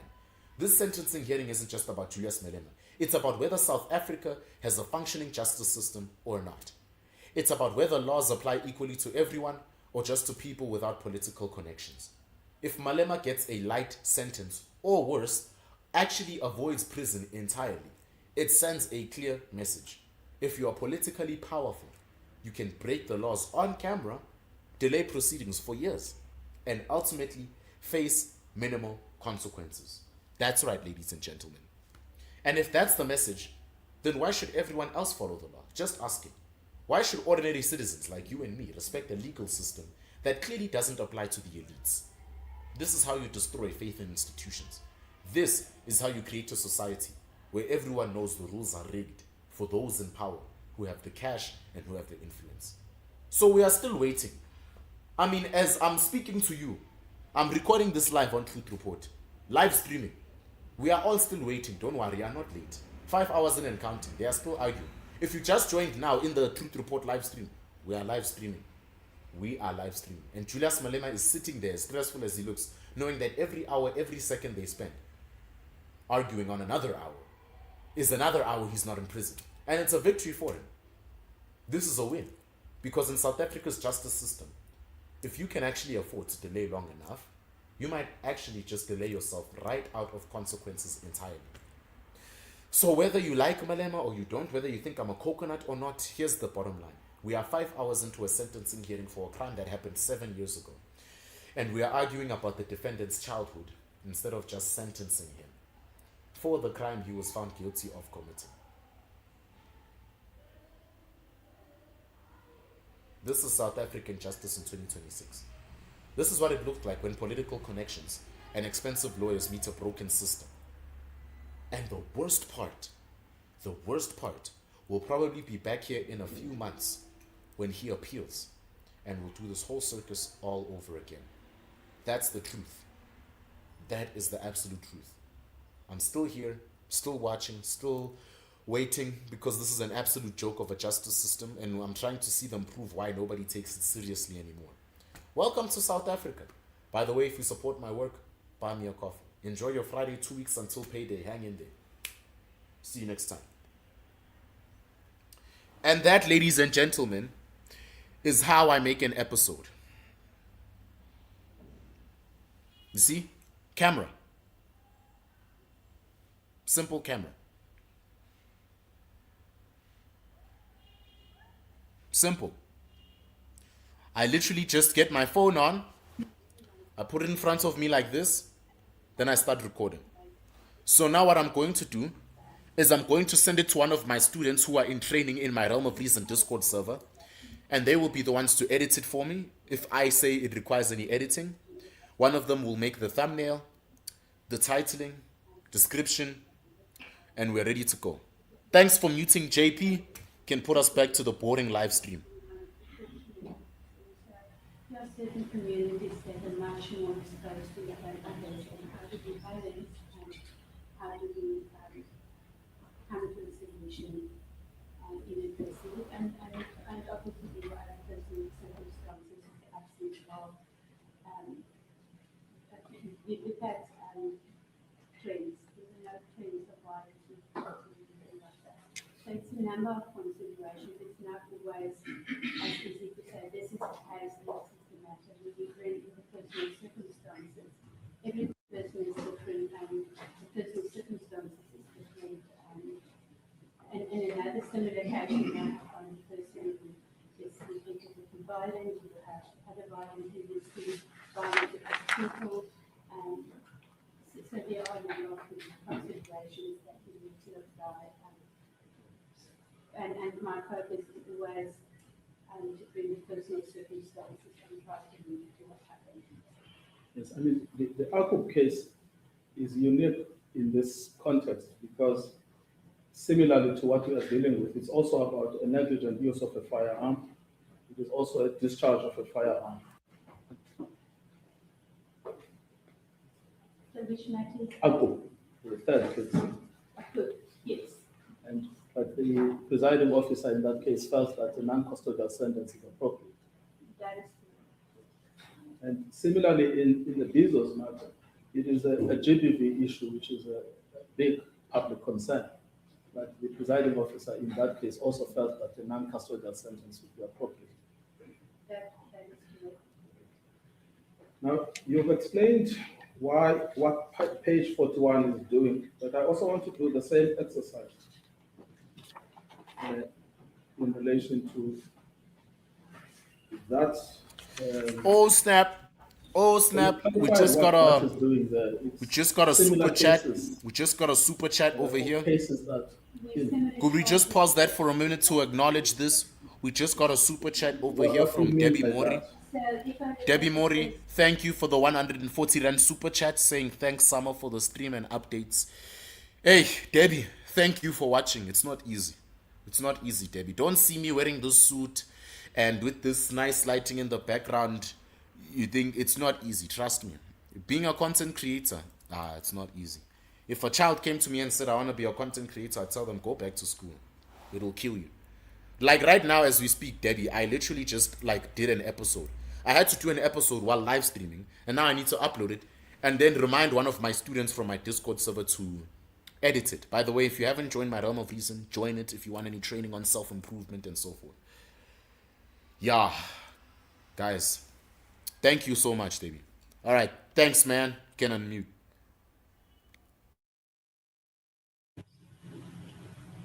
in relation to which case, the S versus Pistorius case. The Pistorius one, yes, and the one that was referenced in that other magazine, the other matter was referred to. Ha! She thought I was in court. Lol. Where I am looks better than that crap hole. Maybe, Your Worship, this case will be given to you in due course. The case of South African Human Rights Commission and another versus Malema and another. If there's a copy now.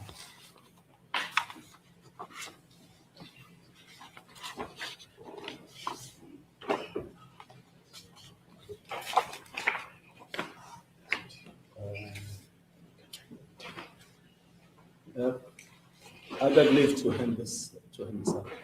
At the end, we'll just mark everything that's been submitted during the evidence at the end. Perhaps the witness also doesn't have one. I will use the. I think everyone has it. I would like you to just read paragraph 16 into the record of that judgment.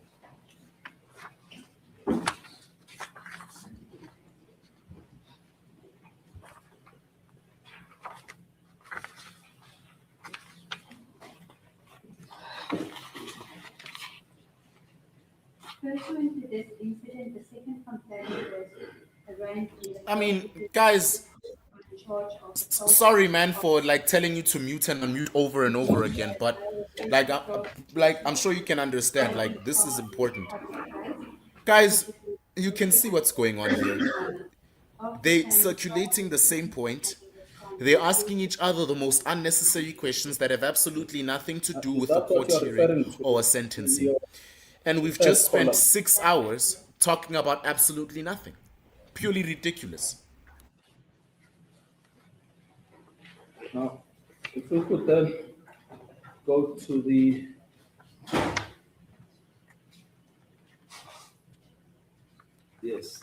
I'll go to the other cases that are in this article.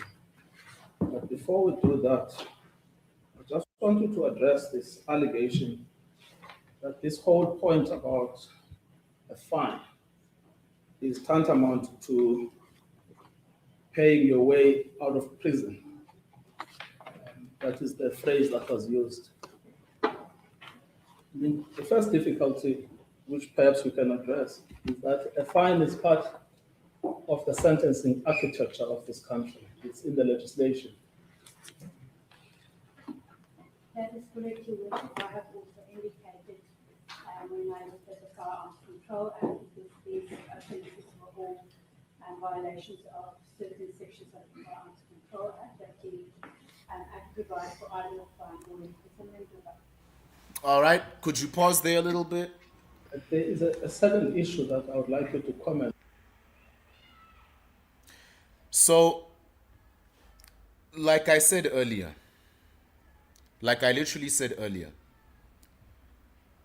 Troubling World says it's all part of the process. The judge does not want to have anything that can be appealed, has not been given the chance. Troubling World, we understand. Trust me, we understand. We also know the law. Well, perhaps not as much as you do. Perhaps. But one thing about the law is they really hate time wasting. Right? As someone who has been to a court and has seen others attend court hearings, when you see these regular criminals, the Thabo Bestas, the Matlalas, the judges hate time wasting. If you're in jail for killing this person, don't come and read the killer's childhood to me. For what? For what? They're just tolerating this because it's Julius Malema. Let me tell you. In case you didn't know, I'm telling you. If this was me in that court, if it was me that shot that gun in the air, they wouldn't have been doing this. I would have been in jail a long time ago, brother. Long time ago. Long time ago. And thank you so much, everyone. Debbie Mori, for the 140 Rand super chat. Thanks, Summer, for the stream and updates. Keep them coming. Thank you guys so much. It's not easy. We are pushing this side so that you can hear the truth. You've got terrible news platforms here spewing lies. We are the only ones here telling you the truth. and why Malema is actually going to jail. Because everybody is making it sound like this innocent guy is going to jail. He's not innocent. He should have been in jail a long time ago, and he's finally getting what he deserves. Thank you so much. That it shouldn't be a consideration with that. It should be based on the impact that it There we go. has on the community, There we go. society, and the citizens. There's also another aspect related to this, which is people like Mr. Malema can afford to buy your services. You remember that.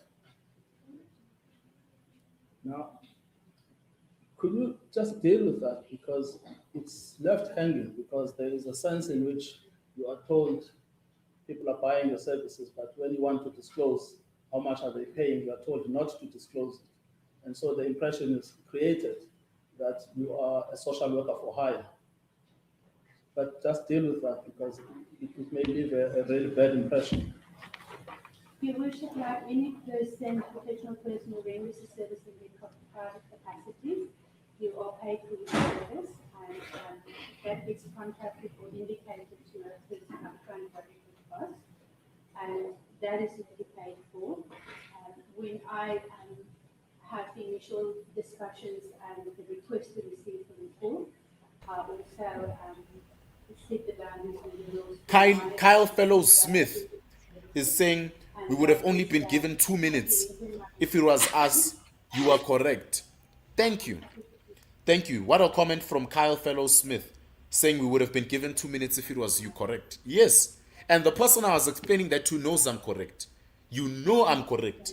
If it was me or you going in there was no way they were going to read our childhoods. For what? For what? What does childhood have to do with your crime? You are here to go to jail or not? That's why you're here. Not to give me some biography. Go write a book, bruv. Go write a book. Eban. Busy here, like reading childhoods. The reason why they're reading his childhood is because they know it's Malema, and Malema's going to try anything. But again, it's not fair. It's not fair. But remember, Kyle Fellows Smith, we are in South Africa. And in South Africa, Malema is better than us. That's how the justice system sees people. Some people are better than others. That's how the justice system sees it. And because Malema is more important than us, most of the things they wouldn't let us slide with, they'd let Malema slide with. That's the truth.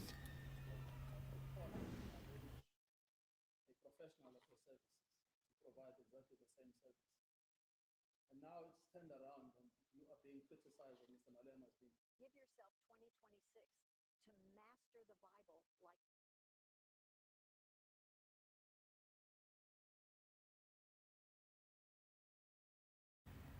All right.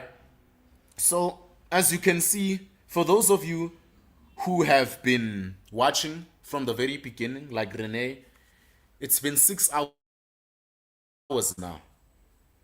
It's been 6 hours. I don't know why this thing is freezing. Hey, YouTube, get it right, because it's not Truth Report, which is why we're freezing. It's you.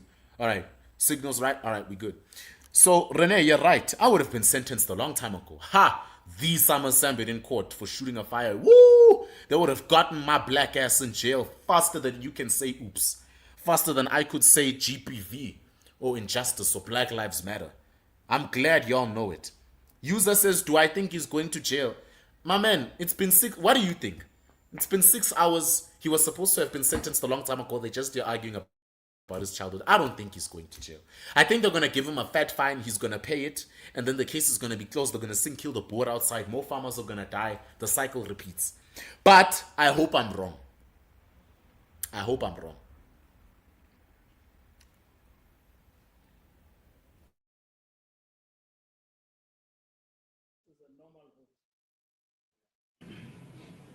Yeah, Your Worship, when Advocate Ho responded to check my availability, and I indicated that I'm available on that day, he only later told me that it was for this particular case.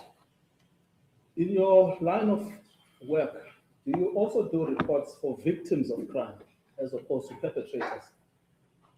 I've never received a request, but where there is a victim, we know it's not society that were impacted, but there is a victim. I I always reach out to the prosecutor for the case if there is no victim impact report or a statement from Department of Social Development. I always reach out to the prosecutor to ask whether they would be comfortable if I also include the impact on the victim within my report, if all the information about the report. So you try to incorporate it into your report. If I do, if there is no independent statement, because it is an important part of the proceedings, and it is important that the victim should also be heard. And if I am then permitted to do so, yes, I do. Yes, because in this current report, and that's something that came towards the end of your evidence, there is no reference to victims. Is there a reason for that? It is because there were no... Guys, it's even getting hot here. Aye, they're taking too long. So, in a certain sense, one can probably view society as the victim because of the perception that it was manipulated, but there was no indirect reason that were impacted more harmful that had to.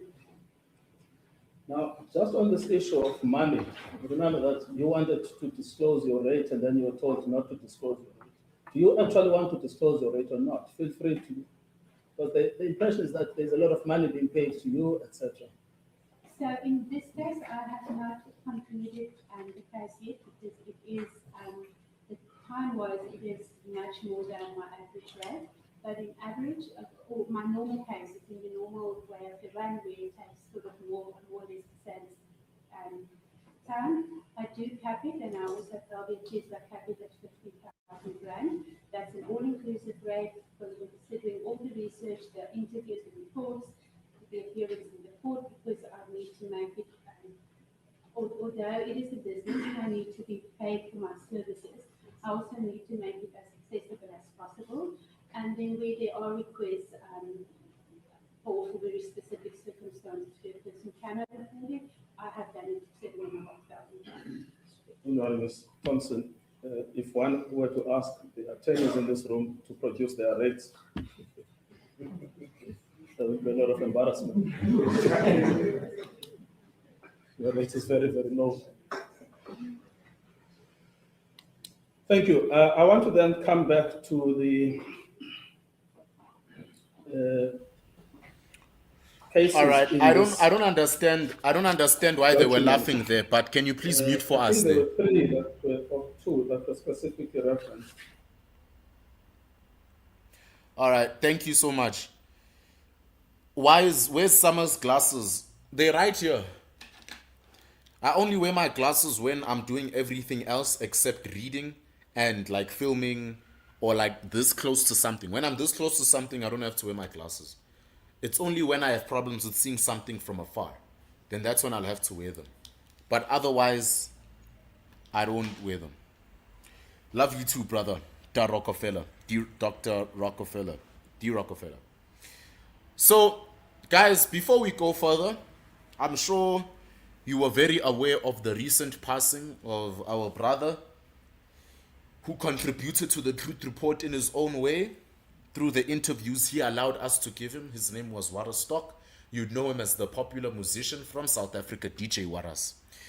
DJ Waras was assassinated last year, December, a few days before Christmas. It was a very shocking moment. In fact, I was one of the first people informed when DJ Waras was assassinated. I got the direct message from Rob HERSOV.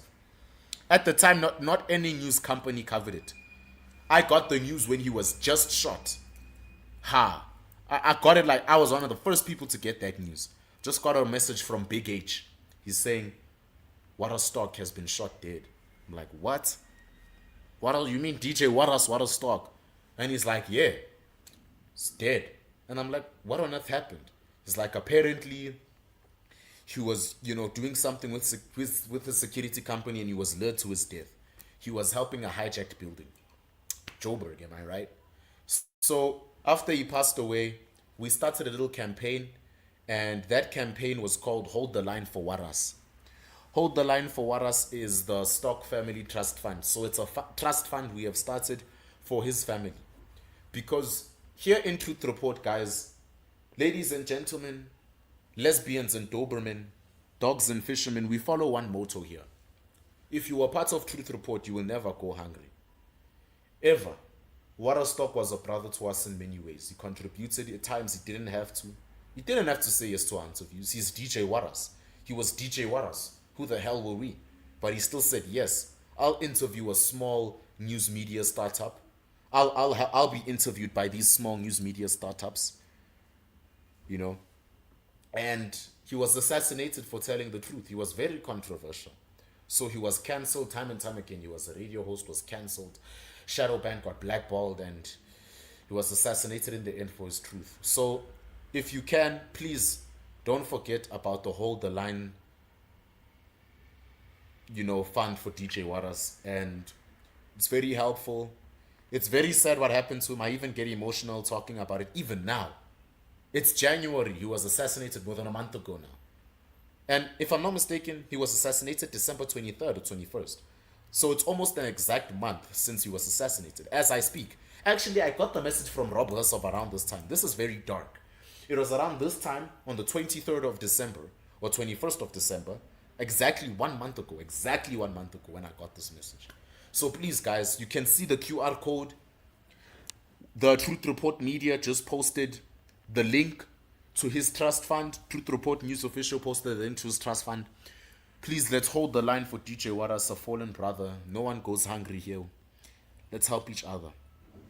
Renee, you're not the only one. My mind is also getting numb from listening to this hogwash. I'm telling you. Like, as I speak to you, do you know like how emotionally drained I am? Because I actually expected something to happen. You see, this is why I always prepare for the worst. Because when I prepare for the best, things like this happen. And then you get sad for nothing. Useless. Useless people. Thank you so much, JP. Love you, brother. You can unmute.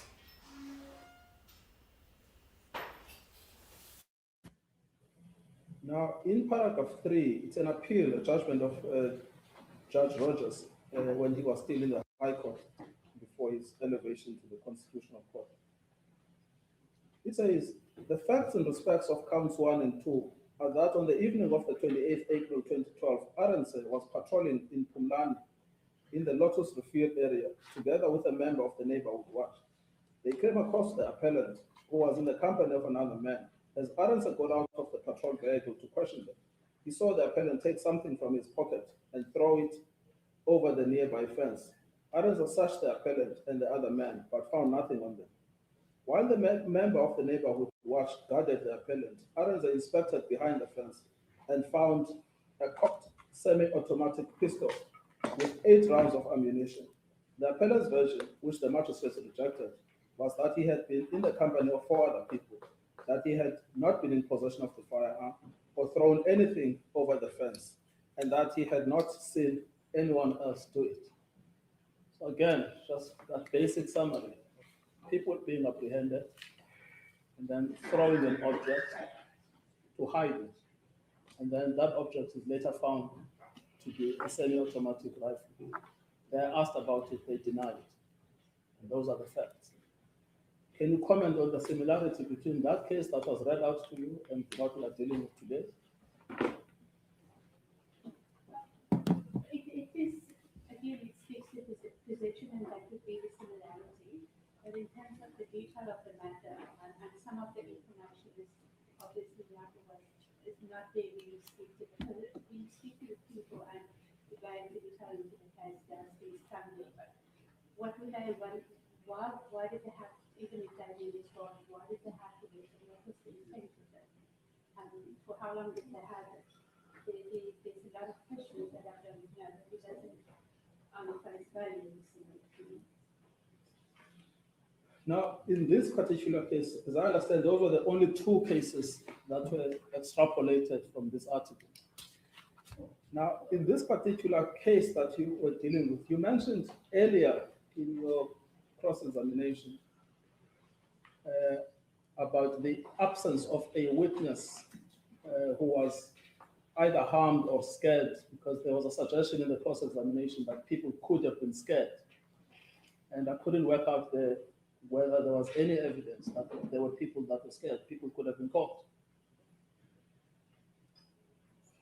I haven't seen any evidence when I went through the information availability that indicate and was, indicated that there were people that were scared and that probably running away with those. I'm And seeing then there here was also Renee this is being question bullied. around the one case you cited, where someone is not Could you shooting just at the mute there for a target, little but bit? is shooting in the Somebody in the chat getting bullied for what they and said. and the purpose of the shooting is to celebrate. Now, All right, so Renee, thank you. Renee is saying this case is going to be delayed again at this rate. She said, her behind is getting numb. Her behind is getting numb from sitting and listening to this hogwash. And then Mike Byrne says, go wash your cat. Ouch, that's very disrespectful, Mike. And then Renee said, I don't have a cat. It was just a way of expressing how I feel. Renee, you don't have to explain yourself. You don't have to explain yourself. You had no reason to say that. All right, I'm with you. My behind, actually, I'm on a couch. That's how my palms are not numb.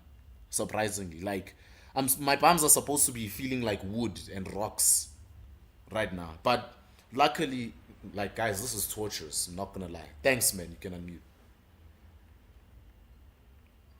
the consequences and the attention that was paid to the incident, regrets the incident. And he also regrets the fact that people might think that the use of firearms is acceptable, following his example.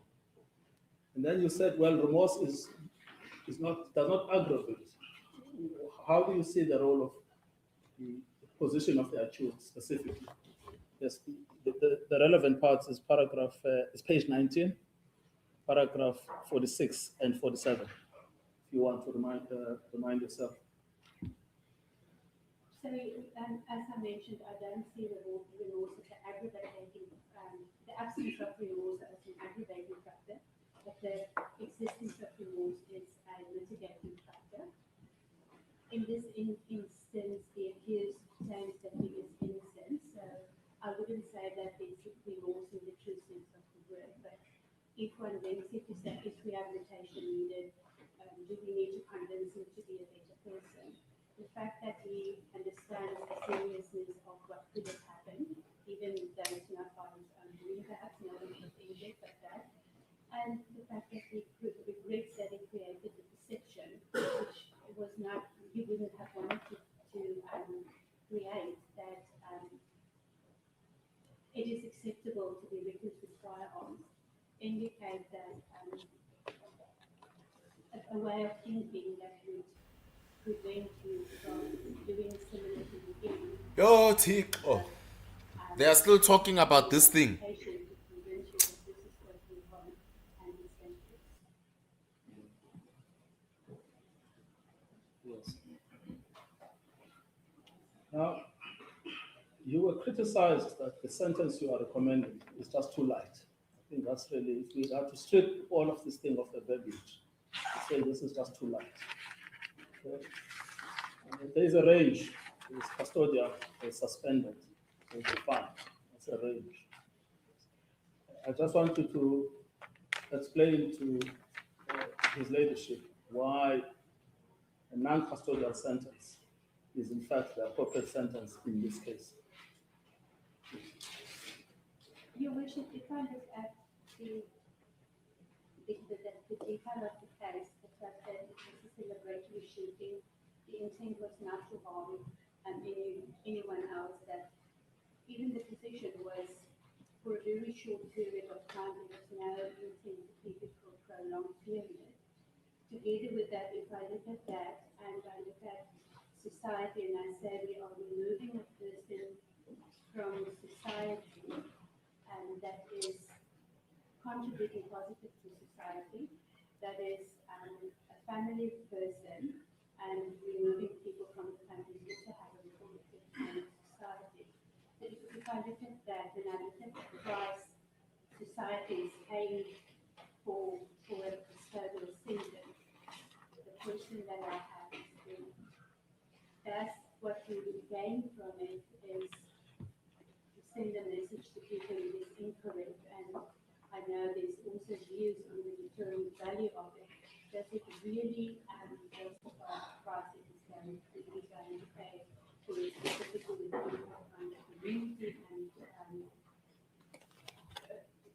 through the community initiatives and also through the police effect on disrupting a functioning family.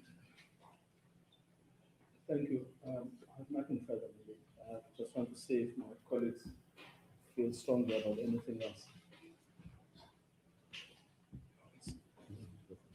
Thank you. Thank you. Worship, the only request would be that the report be accepted and marked as an exhibit. That's the only request. I'll do so now, Advocate Otis. There's just a few questions that the court would want to ask the witness about. Thank you, Worship. Thank you. Just keep in mind, I've not had the report since it was submitted, so it's new to me. I'm not going to nitpick, but it's the only opportunity I have to ask you to avoid having to ask you to come back. So just bear with me, please.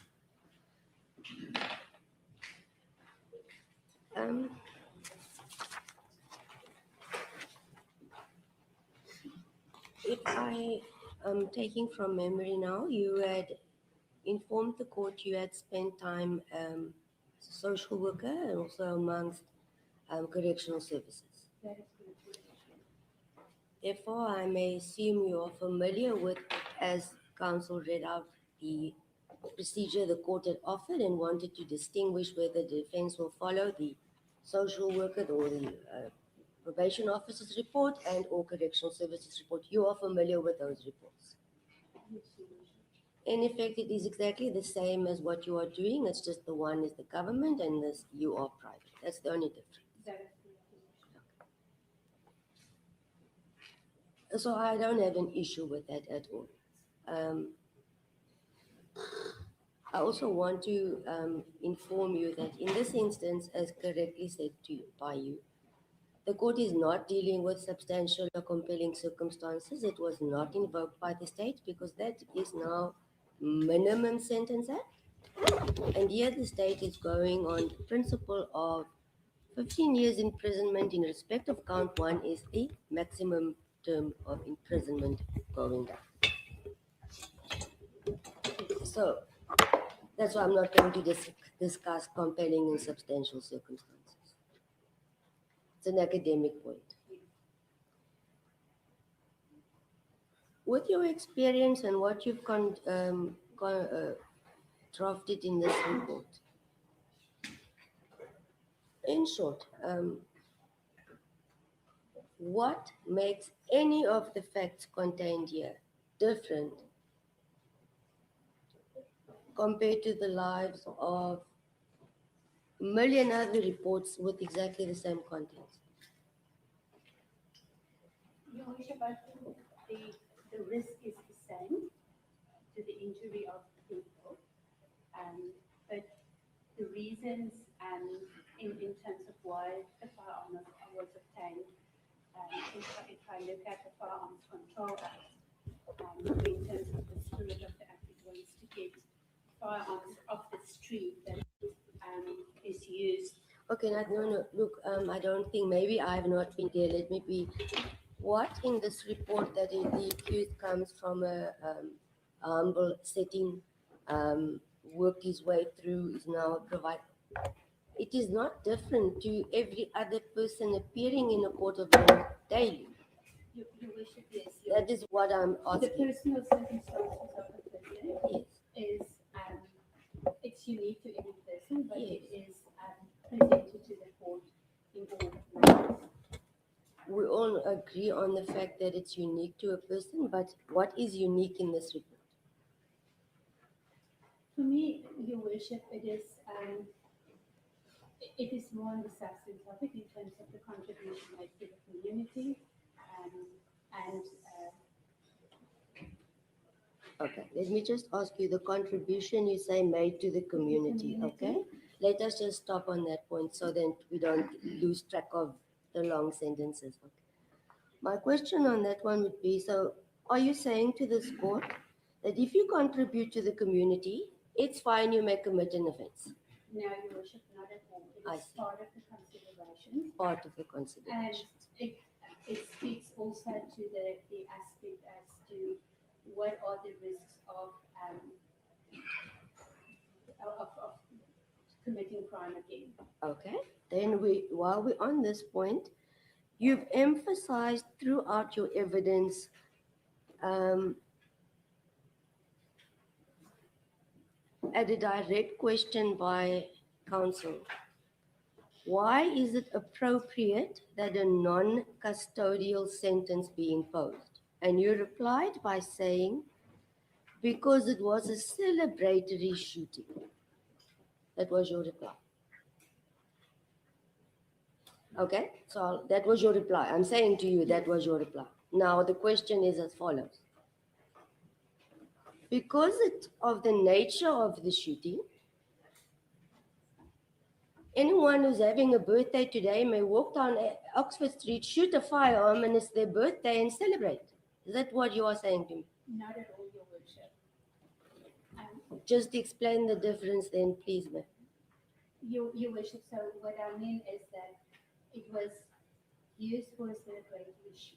Yes, as and the obtained person for outside celebratory will be shooting. using it for that same When I purpose. compared it to the other cases, it wasn't obtained with the intent to keep it for a long period, to go and commit other crimes, and to contribute to the violence in the country, and the firearms that need to be. Let us just stop there because you've answered and your answers are very long. So that comes to me, that brings me to the next portion of this report or your evidence, which I wanted to ask you about, which you mentioned now.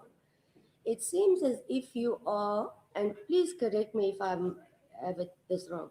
It seems as if you are contributing or attributing the shooting or the firing of a firearm that it must be accompanied with violence. Because you are referring to there was no violence. There was no violence.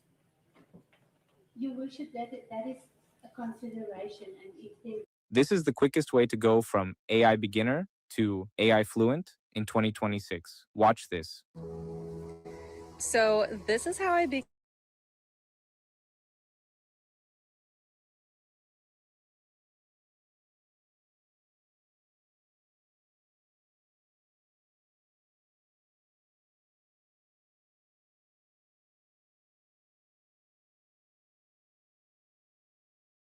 Time it was a celebratory shooting, and there was no violence.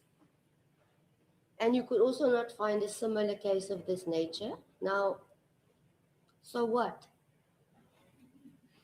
A similar case of that nature, Your Worship, is really to indicate in a situation like that what would the sentence Now we know there is not. So does it take away any of the charges because this is the first? Not at all. So I don't understand this. It does not take away the context and the charges. Because I'm concerned that you are also telling this court that your client is very concerned that he has created the perception that one may be reckless with firearms and that he regrets. So we are all on the same page. And as you have explained in length that, yes, every person may plead guilty, are not guilty. That is a given. And remorse is not a requirement. So we are on the same page. But you say he regrets the perception. But in the same instance, it's fine because it was a celebratory shooting. So what is it that is being said here? What is the perception that we must take from this?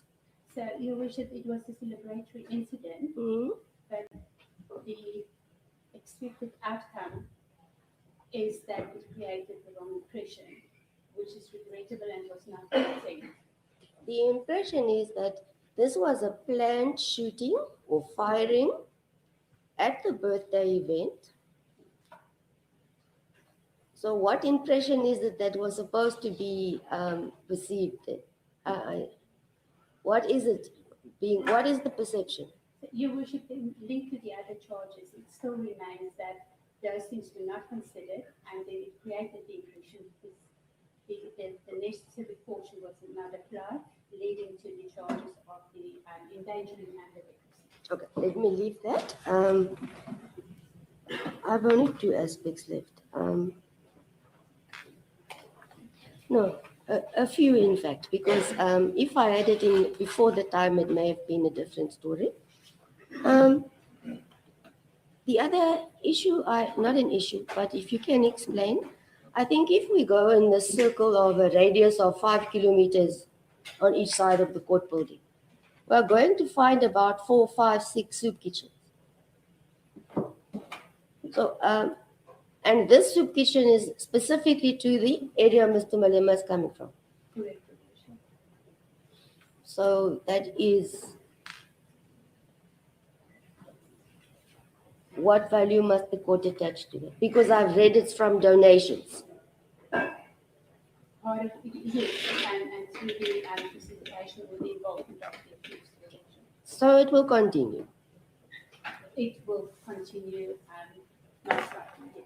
Okay.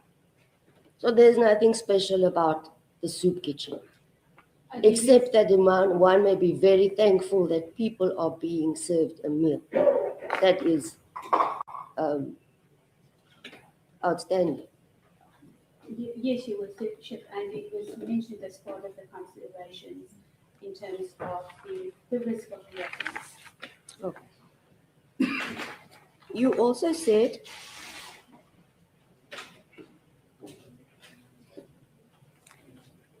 the accused has a desire to right a wrong that is driven, that he must right a wrong. Did I understand you correctly? Your Worship, it explains where behaviour is coming from. Is that if I perceive something to be wrong, naturally some people would be inclined to try and correct it, others would not. Please, if you Depending can. on the personality profile of the Okay. person. Did I summarize what you said correctly? That the accused has a desire to set a wrong right. To say it right, wrong, Yes. Wrong, right, yes. Yes. So in this case now, who gets to decide what is right and what is wrong? So Your Worship, what I meant, and that's why I said also perceived wrong. So if the accused look at something and he sees it as a wrong, his natural response would be to try and correct it. Okay. So if there's an act that says you may not do it, Yes. then it's okay. If he decides you may because it's celebratory, then it's fine. No, Your Worship. That is not what the intention of that is. No, not the act. I'm going on what your evidence is saying. In terms of explaining behavior, so that is usually what we drive in when we take action. Okay. Now the very last sentence you say, second last one. You were asked by counsel now specifically the fact that Mr. Malema is leader of a political party is irrelevant, and you said it is irrelevant during sentence. Did I hear you correctly? My understanding of the question was whether it is relevant to the matter as to whether it should be a fine or not, whether it should determine the sentence, and my response was no. So my understanding is when it comes to the status of the person, that shouldn't in its own determine the sentence. It should be based on the facts of the case and the personal circumstances. And that it would not say that. And therefore you do not see that based on that, there is a responsibility and an accountability factor because of the very reason you are now saying it's relevant.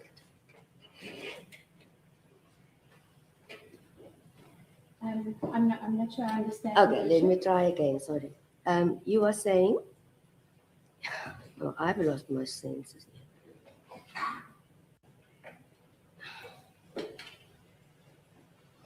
Where did we start? So, Your Worship, so maybe just listening to what you were asking, if I understand it correctly, when it comes to sentencing, the fact that it's a parliamentary member, the status should not you said it's influence the irrelevant. sentencing. Now, that's where the wake up. Thank you so The fact much. that he is a parliamentary member also means that, as I've stated in the report, that people may emulate his behavior. He has a responsibility.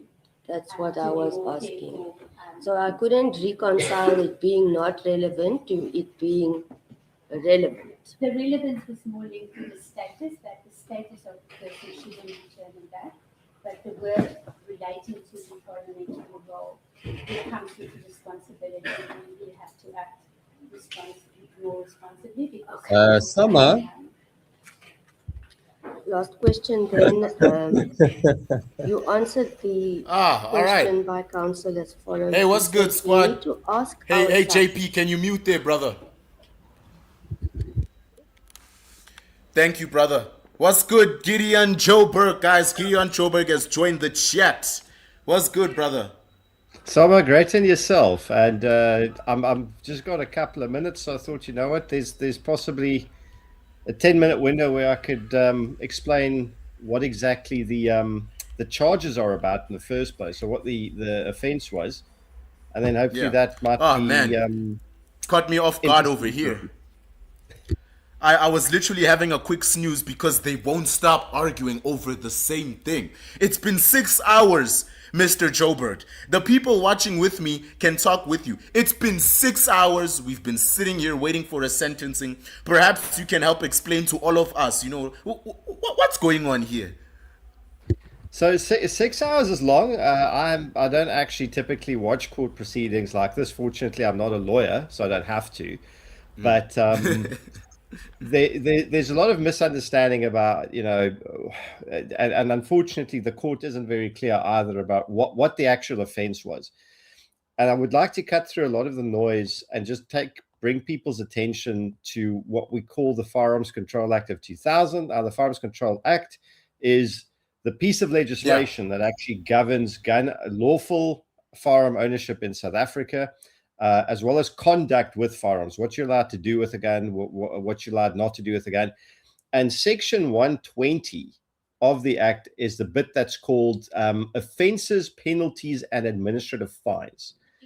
Now, if you go to Section 120 of the Act and you go to subsection 7, it very clearly says the following.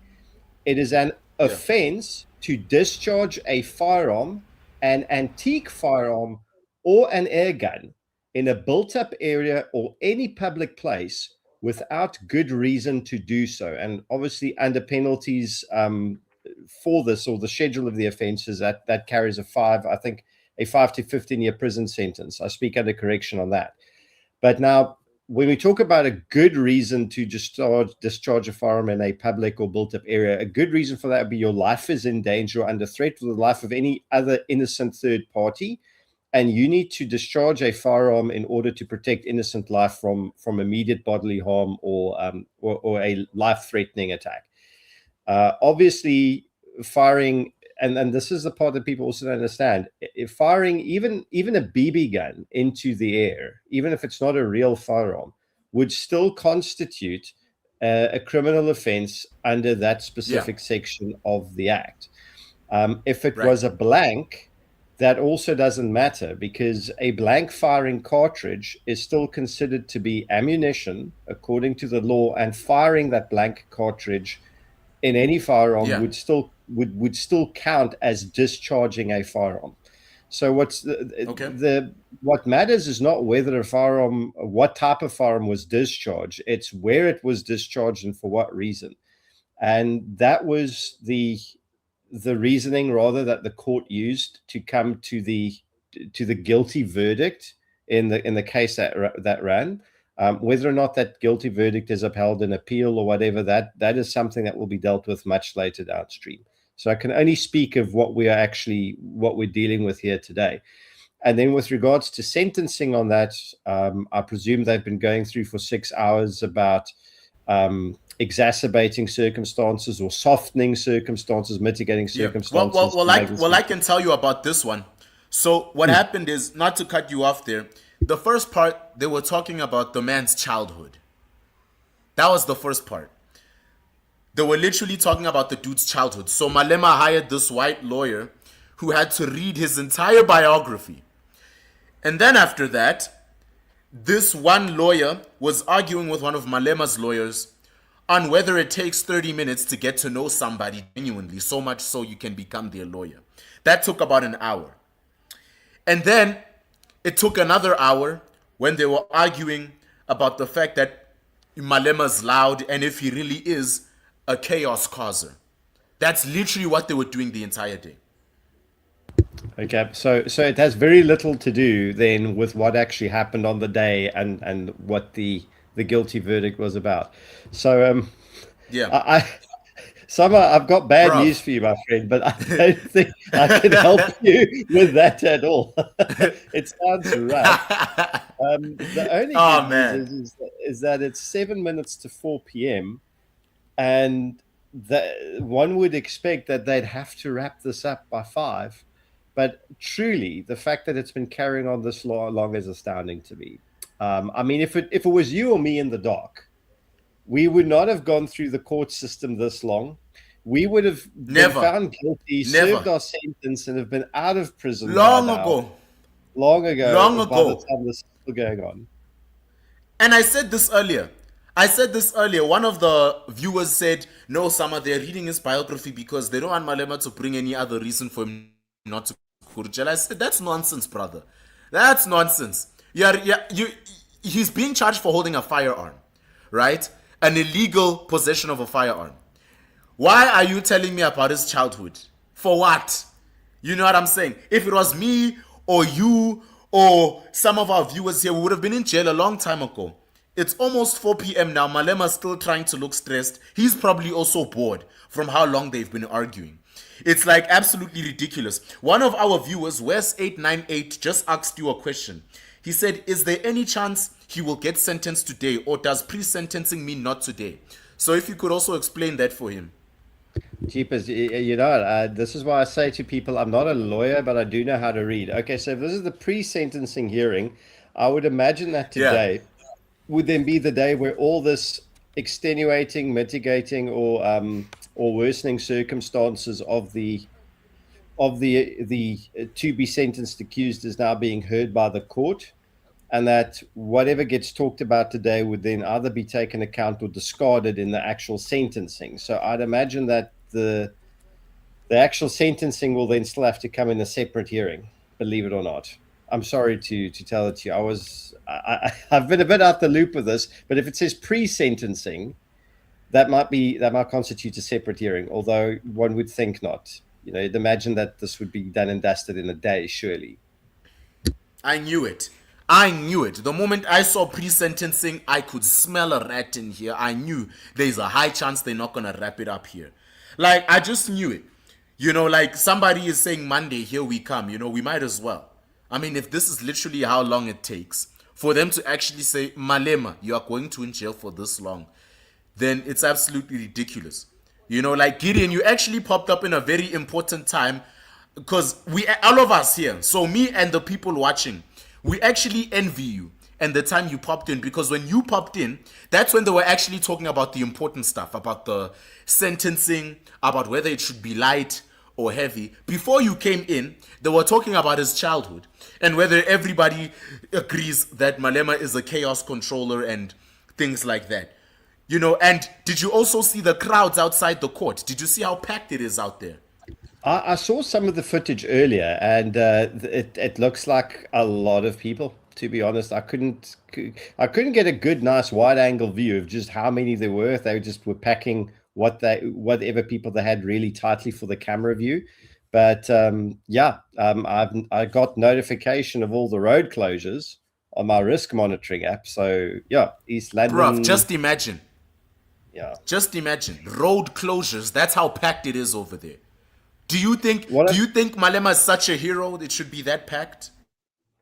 You know what? I'll give them props for this. They can organize their rent-a-crowd very effectively.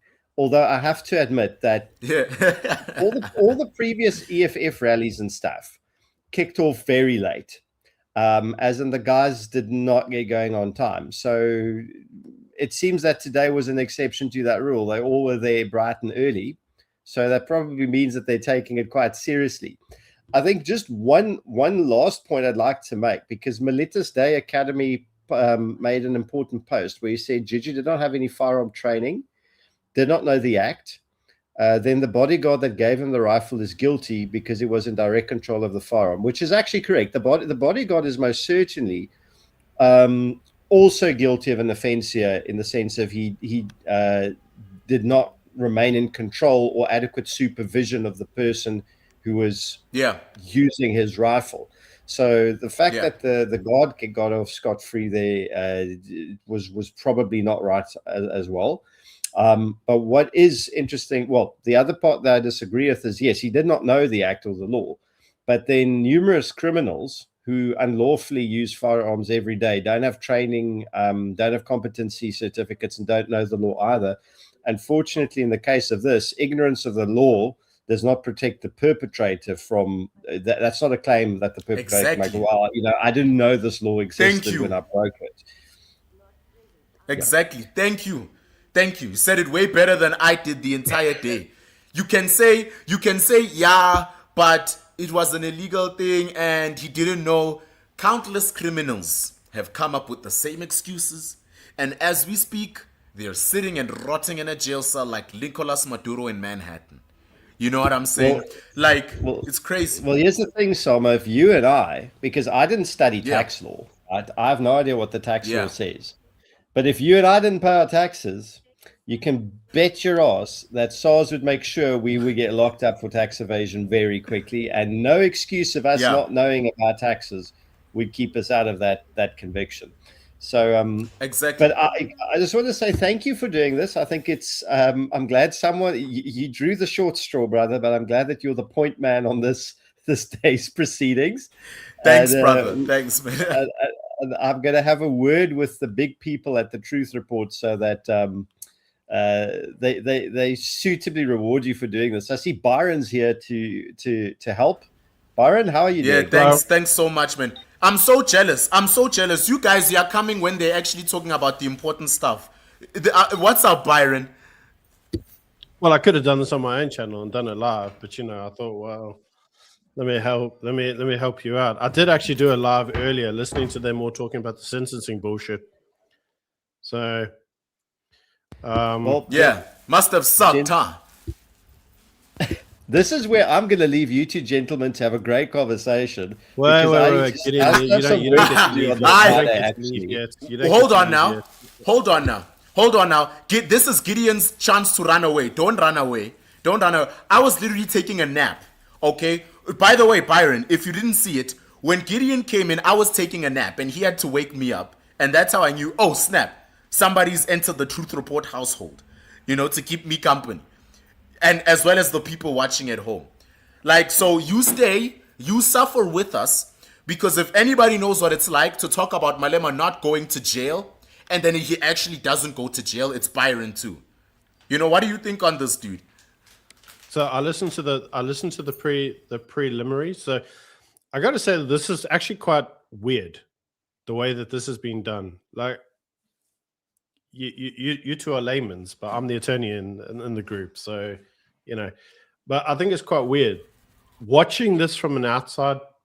So today is what they call a pre-sentencing hearing.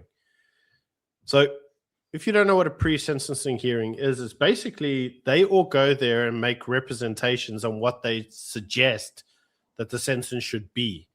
And what they try to do is they argue for the sentencing in different ways. They'll say okay, well, we should get a reduction because of this, or this should happen, or in this case, this happened, so you should get this sentence. At the same time, they also meant to make arguments that effectively says he shouldn't get the maximum penalty because of this mitigating circumstance. So an example might be you can't put him in prison because he needs to stay at home and look after his mother. I don't know. Right? So that's the way you meant to argue it. So it's meant to be submissions as to why the individual should get a certain they should get a certain sentence. And I've got to say, I've listened to a lot of it, and in law, there's saying we call distinguishing. So distinguishing is usually when you say, well, in this case, which is very similar to my case, this is what happened. Therefore, this is the law that should apply. But if you look at this case This was slightly different because on that day, the case here says this guy should go to prison for 15 years. But what actually happened is this guy in this case was wearing a red T-shirt and I was wearing a brown T-shirt. Therefore, they're not the same. So I should get a slightly different sentence. Does that make sense? Or like he could say, in that case, the guy used an AK-47 and I used an AR-15. It's not the same. So you end up doing forms of distinguishing. So you try to say these cases are similar but aren't similar. And you do that so that you can basically make a fresh pair of arguments. You can try get the case with the best outcome. You can say that actually the case that only had, I don't know, 12 months custodial sentence, it would be, and that was suspended. That's the closest to my case. Therefore, the same sentence should apply. That's what these hearings are for. And they've done really weird things. Like I think I listened to some of their submissions earlier and they were talking about what, in this case here, somebody killed somebody and they didn't go to jail. Therefore, Malema shouldn't go to jail. And you're like, it's not a murder case. What? Then one person was talking about, in this case, they got a 50,000 Rand fine. So that he should get a 50,000 Rand fine. And one of the advocates stood up and said, my day rate is 20,000 Rand just to pitch to court. Like, how do you figure 20,000 Rand would be an appropriate thing? Like, it's not. That's crazy. Like, it's not equivalent. And then they started talking about assault and battery cases, and you're like, but that's not what this is about. What also tended to happen is it felt a little bit like a law lecture at points, and what you found is that they were talking quite a lot academically around, this is what happened in this case. And at one point, the opposing counsel actually said, do you know if that got appealed, if that was upheld? Because what you're saying doesn't make sense. And she was like, oh, I don't know. And he said, well, I'd love to know. Now, for the non-academics, for the non-lawyers speak, that's basically the opposing counsel calling bullshit. That's basically what happened. He basically said, I've heard what you've had to say. I don't believe you. But okay. Yes, I just want to leave both of you with, because I thought talking about that exactly, here's something very interesting that happened, is the social worker that came on that made a whole list of things. I don't know based on what she said this, but apart from, instead of sending Juju to prison for this, he should be doing a whole bunch of other things, and he should pay a donation to Gun Free South Africa to get off. So I thought, oh, okay. So our firearm laws are so important in this country that you can break them flagrantly, right? Flagrantly break them, because she's not saying he's not guilty. She goes, no, he totally fired that thing up into the air and endangered a bunch of people, but he should be allowed to get away with it if he donates money to Gun Free South Africa. That should be fine. So does this mean that GFSA are so short of funding that they need to get in on the grift where they go like, hey, buddy, I know you broke the law, but give us some of that Benjamin Franklin's, and you don't have to go to prison for it. Amazing. Amazing admission. All right. If that came from them. Incredible. Wow. Gun Free South Africa at the moment, I feel, as an organization, should be shut down. And I think that they should be shut down after the police minister made an admission this week that SAPs are actually unable to police because they don't have the ability. And this, I'm sure, Gideon, I don't know if you've been following the story. This is actually after he came to Nelson Mandela Bay, and he says it's a high crime zone with lots of murders. And he says he cannot do anything about it because he doesn't have the resource. He said that the gang unit here, the anti-gang units, he says there's 4 cars, only 1 work. He says that there are lack of detectives. None of the cases get prosecuted. They don't actually have the manpower to go out and do anything. So he basically said, nothing we can do about it. Like, you're stuck with the violence. And it's like, so if a state is unable to protect you, and the only way for you to protect yourself is through self-defense, and the state stops you from exercising your ability to self-defense, well, that's cruel. That's a breach of human rights. Like, what can I say? So GFSA should be shut down. Exactly. Well, here's what makes it worse for me, Byron, is the police minister makes this admission, right? which doesn't come to a surprise to Yumi, and I'm pretty sure it doesn't come to a surprise to Summer as well, because anyone with Nope. 2 eyes and a brain and just looking at the crime situation in South Africa and the policing situation will happily draw the conclusion that this is policing is a disaster area on its own. However, the Minister of Police, that's his portfolio. And the fact that he's talking about the issue like he's some sort of helpless passenger, you know, as opposed to the captain in the captain's seat of that aeroplane, is, you know, you would call that an indicator and a warning, right? That no one's got the wheel. Okay, the circus car is out of control and it's careening off a cliff. And that is not the first time this admission has been made, because I will never forget in 2018, it was October or November 2018, Kehla Sitole, the then National Commissioner of Police, with Beketele sitting next to him, admitted to the Parliamentary Portfolio Committee on Police that the SAPS has an overstretched mandate, which is impossible to fulfill, i.e. the police find it impossible to fulfill their constitutional mandate. And that has been the case for some time already. So now we are 7 years, 6.5, going on 7 years later. And the police's constitutional mandate is still impossible for them to fulfill. And now I've got the minister admitting, well, you know what, nothing works, guys, but hey. The interesting thing about this that the anti-gun crowd hasn't thought about. So let's say we ban civilian firearms. We go, cool, you're not allowed to own anything anymore. Who's going to come fetch the guns from the 3 million legal gun owners? And let's say the police do. Let's say they find the resources to come fetch all our guns. The exact same people confiscating our firearms are going to sell them to the criminals the next week. So we'll have a criminal pool that's also about 3 million guns strong right now. The criminal pool of firearms in South Africa will double in size from 3 million to 6 million overnight. Enjoy living in the middle of a civil war, guys, because that's what it's going to look like. And I don't think any single person that is a proponent of the civilian disarmament agenda at this point, I'm sorry, Summer, we're completely segueing off the topic here, has ever thought any No, of don't these worry things about through it. Don't worry and what about the it. implications of that would be. Well, No, it's you kind know of what? relevant I was because actually- we're talking yeah. about firearms offenses, and that's what Juju is being sentenced for. So firearm offenses. So it's kind of relevant. Yeah. But I mean, in the case of Juju right now, I made the prediction, and I'm going to make it again. I don't think he's going to get custodial sentences. I think he's going to get a fine. What that fine's going to be, I think, is probably going to be relatively like, I don't know if we'll actually get sentencing done today, because it doesn't feel like they've actually applied any of the law to his case. Actually made an argument that this is the law that should be applied to him. This is the sentencing he should make. They've had lots of academic discussions, but nothing more than that. So I suspect that this is going to be postponed for formal sentencing to another day. But we'll see. I don't know. Yeah. You know I what? think you're right. You know what? I said the same thing. You know, sorry to cut you off there, you know, GJ, but, you know, I completely agree with the both of you regarding the fact that Malema's case is being treated specifically differently compared to the different gunfire cases we've seen throughout history. You know, that's what my man GJ said, you know, just now.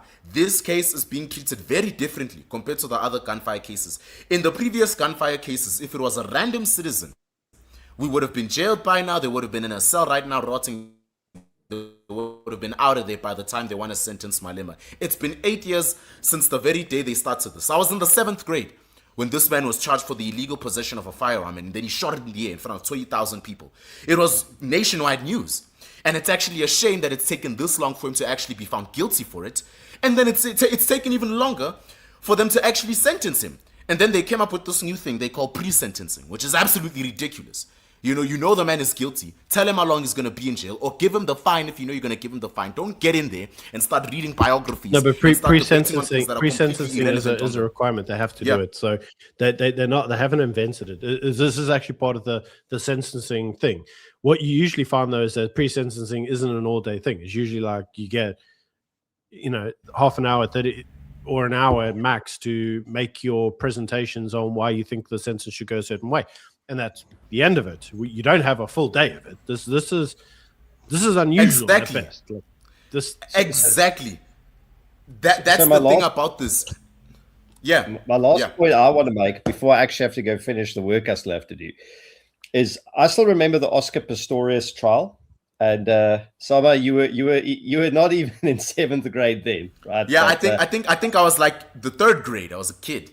yeah, I remember Oscar Pistorius, and I remember very clearly that there was a big meal made about the fact that he discharged his firearm out of the sunroof of a car at a roadblock, and he discharged his firearm in the Tasha's restaurant, and that if the authorities acted against him at the time and declared him unfit to possess and found him guilty with all the evidence, then Reeva Steenkamp would probably still be alive today. And a whole big thing about the failure of the system or whatever was made at the time.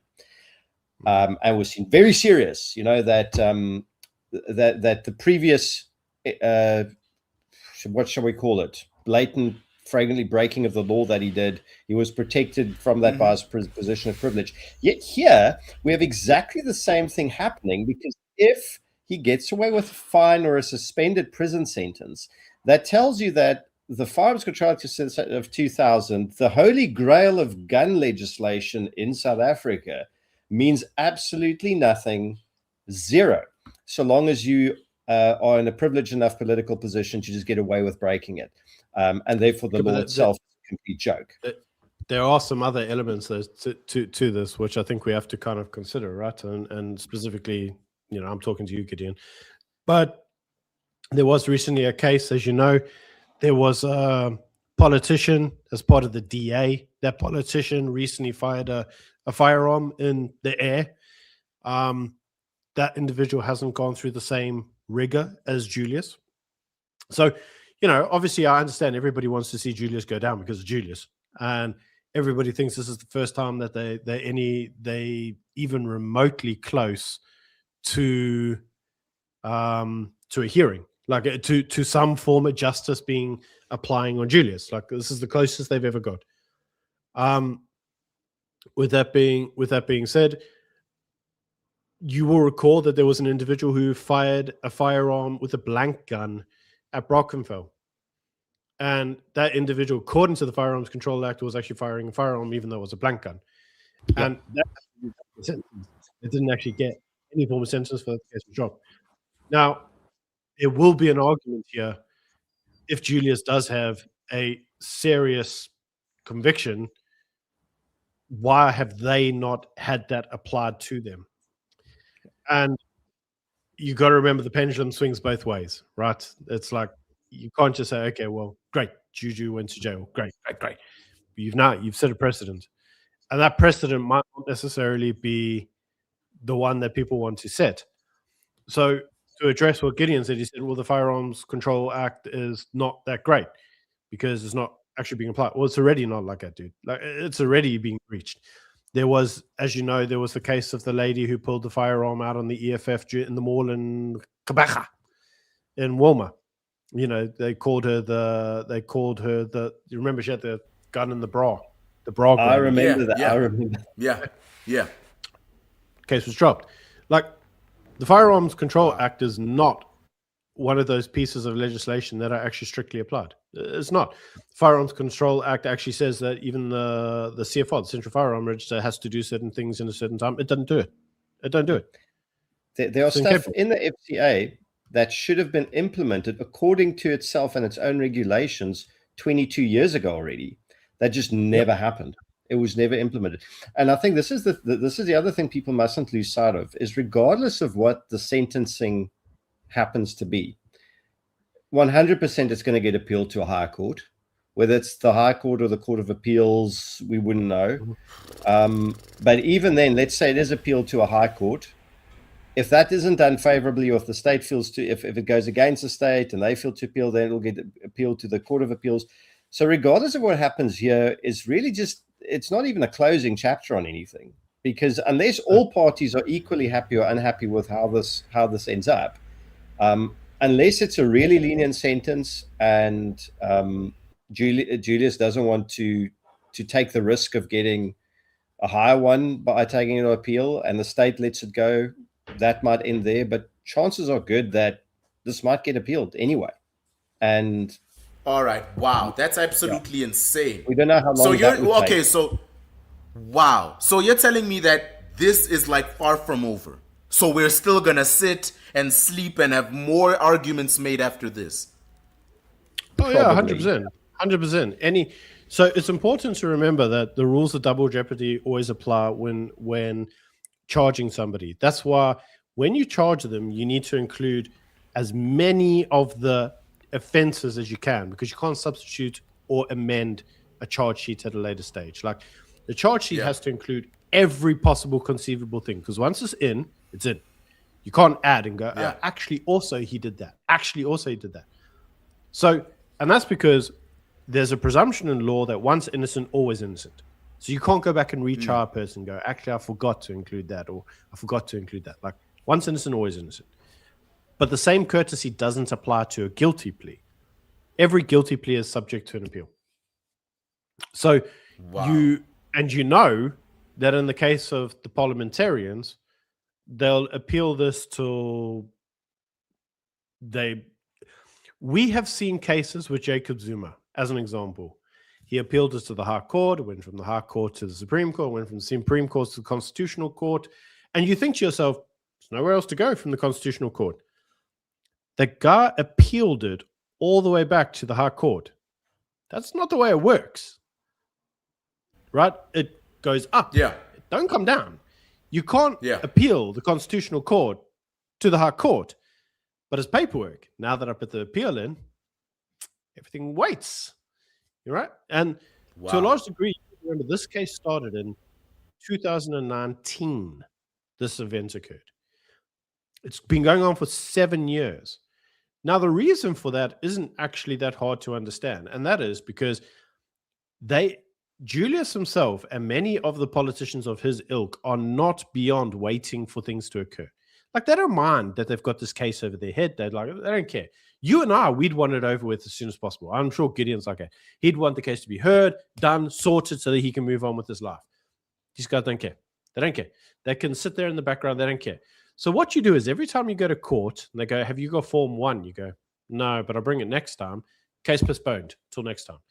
Come in the next time. Here's Form 1. Have you got Form 2? No, I don't. Okay, case postponed till next time. Come back with Form 2. Then you go, you know what? I actually made a mistake on Form 1. Can I resubmit it? Yeah, okay, postpone till next time. Next time you come there, you go, right, okay, I've got Form 1. I've got Form 2. Where's Form 3? I actually left it at home, so can I bring it to you? Comes for the next time, for Form 3. Then you turn around and you say, well, I can't actually give you Form 3 right now because my dog did my homework and I need a little bit more time. So then I postpone it for, you see how this works? That's actually really crazy. Remember Senzo Maiwa? He was murdered in 2014, right? As far as I have it, his trial, the trial of his murderers and all the people that were involved in the conspiracy of his murder and so on and so forth, that's still ongoing. They got the 5 guys that were charged with murdering him, they got in October 2020. But the trial was already running before that, wasn't it? So how long has that been ongoing? Yeah. And that is actually an open shut murder trial that has just been postponed through all sorts of technicalities for years, for absolute years. And that's a high profile murder case as well. Just an example. Yeah, like you're bringing back old wounds, man. Like Senzo Maiwa, it's been about 12 years now. 12 years It has since been 12 they years actually exactly. began investigating. You That's see what right. I mean? So now, if we are still investigating things like that, how on earth do we expect someone as high profile as Julius Malema to honestly go to jail? Because again, ladies and gentlemen, and everyone watching at home, we can be excited about Malema being found guilty. I said this in the morning when we began the live stream with Joe Emilio. We can be excited about him being found guilty, even though it took them 8 years to decide that for some strange reason. We can be happy, clappy. But at the end of the day, you must always expect the worst because you are South African. And unfortunately, in South Africa, when you think something is actually going right in the justice system, the way they will shock you. People were genuinely convinced that the Senzo Maiwa murder trial would come to an end and all would be lovey-dovey at the end of 2025. People genuinely thought by this time, Senzo Miua would be done for because of the amount of attention they were giving to it last year. Different advocates appearing on podcasts talking about the new findings they had and the new perpetrators and the end result they could be reaching. Here we are, it's 2026. I'm wearing a dazzling suit. Byron looking as good as ever. GJ looking like he, skipped some 5 years and he looks younger than usual. And still, absolutely nothing. Nothing. Okay, but The you same have thing to could happen remind with yourself Malema. of something, right? Yeah. You have to remind you. Yeah. People have been talking about this case for a long, long time. Long time. And the reason for that is because this is the closest they feel that they're getting to justice when it comes through to Juju. Yeah. That's all this is. Yeah. People are excited because they're like, Julius might finally go down for something. Remember, he's been in court for a lot of things, and he's been charged for a lot of things. And this is the closest they are ever getting to an actual court judgment. Exactly. That's very So on true. that note, Byron, I'm not going to put a bet on this because I'm not a betting man and it's a Friday, and Fridays are bad days for gambling. But I think, Sama, buy yourself a comfortable pillow because you might be covering this story for a while still. And I think just my closing remark, I think the one reason why I found the Farms Control Act connection to this case so fascinating is that the same people who go to great lengths to tell us, hey, how important this legislation is, that it's the only law that stands between us and gun homicide chaos, which is obviously false and has been disproven. That has been disproven to be the fact numerous times, including by the government's own commissioned research, but that's a topic for another day. The same people that are championing this piece of legislation that's essentially pro-civilian disarmament are the first people to clap their hands to give the high-profile politician breaking that law a get-out-of-jail-free card. So that doesn't tell you everything you need to know about priorities in this place. I don't know what else is going to illustrate it. So I'm assuming you guys are reading the comment section, right? For sure. Let me check. For sure. Yeah. We're keeping track. 3 I months see Nikki postponed Barnard. to 16 April. Amazing. Wow. That's Okay, crazy. so- I'm seeing here Nikki, sorry to cut you off there, Byron, but like I'm seeing here Nikki Barnard said, what about VBS? Sorry about what do you mean what about VBS? Yeah, what about VBS? That everybody forgot about that. I just wanted to don't pick a fight with the audience. You don't need to be Chris White here, okay? But at the end of the day, I told you, man. Like you looked at the way that the whole day went. This was kind of, it's obvious. And when you understand the game plan and the way this works, when you understand the South African legal system, you and I, by the way, can do this. I know on my live stream earlier, somebody said to me, oh, what if we were white, we'd be in jail by now, serving our second term already. And there's a degree of truth in that, but there's also a degree of not truth in that. The difference is that the majority of white people don't want to have these cases over their head. They want them sorted out quickly. And the reason is because there's almost a degree of distrust with the law. That's why. There's a degree of distrust with the law. So you just want it over with. So you prep your counsel to go there fully prepped and get the case over with. That's not to say all of them. I know white people that will play the Stalingrad strategy just as much as everyone else. And they don't care. They're like, so it's better to say, most middle-class, honest people just want the cases over with so they can get on with their life. Right? It's not just a white people thing. But regardless, if you wanted to do this, to play the Stalingrad strategy yourself, it's not hard. Like I say, you go into court, you go, where's Form 1? You go, I left it at home on the counter this morning. I had a case of diarrhea. Okay, well, postpone the case for 3 months, bring it back then. The next 3 months, you come back. Here's the form. Oh, by the way, my client didn't sign the bottom there because he sprained his finger on a donkey ride. Okay, postpone the case for 3 months. Come back with it. You see, you can do this almost indefinitely. Like I say, Jacob Zuma is a king. He's a master of this. And make no mistake, all of these politicians are master of this. I'm telling you, their counsel's coming to them and saying, "We're going to do this. It's going to get postponed. We're going to do this. We're going to get postponed." And you got to understand that if you can postpone something long enough, you are allowed to apply to get the case struck out because you basically the time lapse is so long that it wouldn't be in the best interest of justice to actually pursue the case now. And that idea of postponing it to the point where you just kill the case, do you know how many times Juju's been to court and they make that argument? Well, in fact, in this case, prior to the sentencing being passed, they made an application to get the case struck out on the basis that it was such a long time, it wouldn't be in the interest of justice to find him guilty or even to sentence. This is how it works. Anybody can play this game. And it's a problem with our justice system, because in any other justice system, they would say, I've given you the opportunity to present it. You didn't present it. Therefore, tough. That's just the way it is. Yeah. But you see, in our justice system, we don't do that. We say you must have your day in court. All documentation must be presented. It must all be considered. And all we do is we rely on the fact that the state and the prosecutors and everybody's just completely inept and useless. So we go in there and we play on that. We go, oh, sorry. Julius slept in today. He couldn't make it to court. We'll have to... He tried to get a taxi and he couldn't get one. You know how it is. Damn taxis. Can we postpone this for 3 months? They rely on that, right? And that's exactly. I could see that this morning when they started the sentencing. Yeah, I could see it because, like I say, normal pre-sentencing is an hour, most an hour. You make a few applications. You say, "This is what I think will happen." You go, and then you can actually move on to sentencing. But if you watched, even when it came through to passing the judgment for Julius, he made the judge read out the entire judgment in court. He didn't need to do that, by the way. And we had to sit there for 2 days on two separate occasions where the judge just droned on and on. I saw this and we did this and we did cross. She had to summarize the entire case for 2 days before she could even pass judgment. Again, not accidental, completely deliberate. It's all a delaying tactic. So it was obvious that this was going to get delayed. And I predict that when they come back to court, it will get delayed again.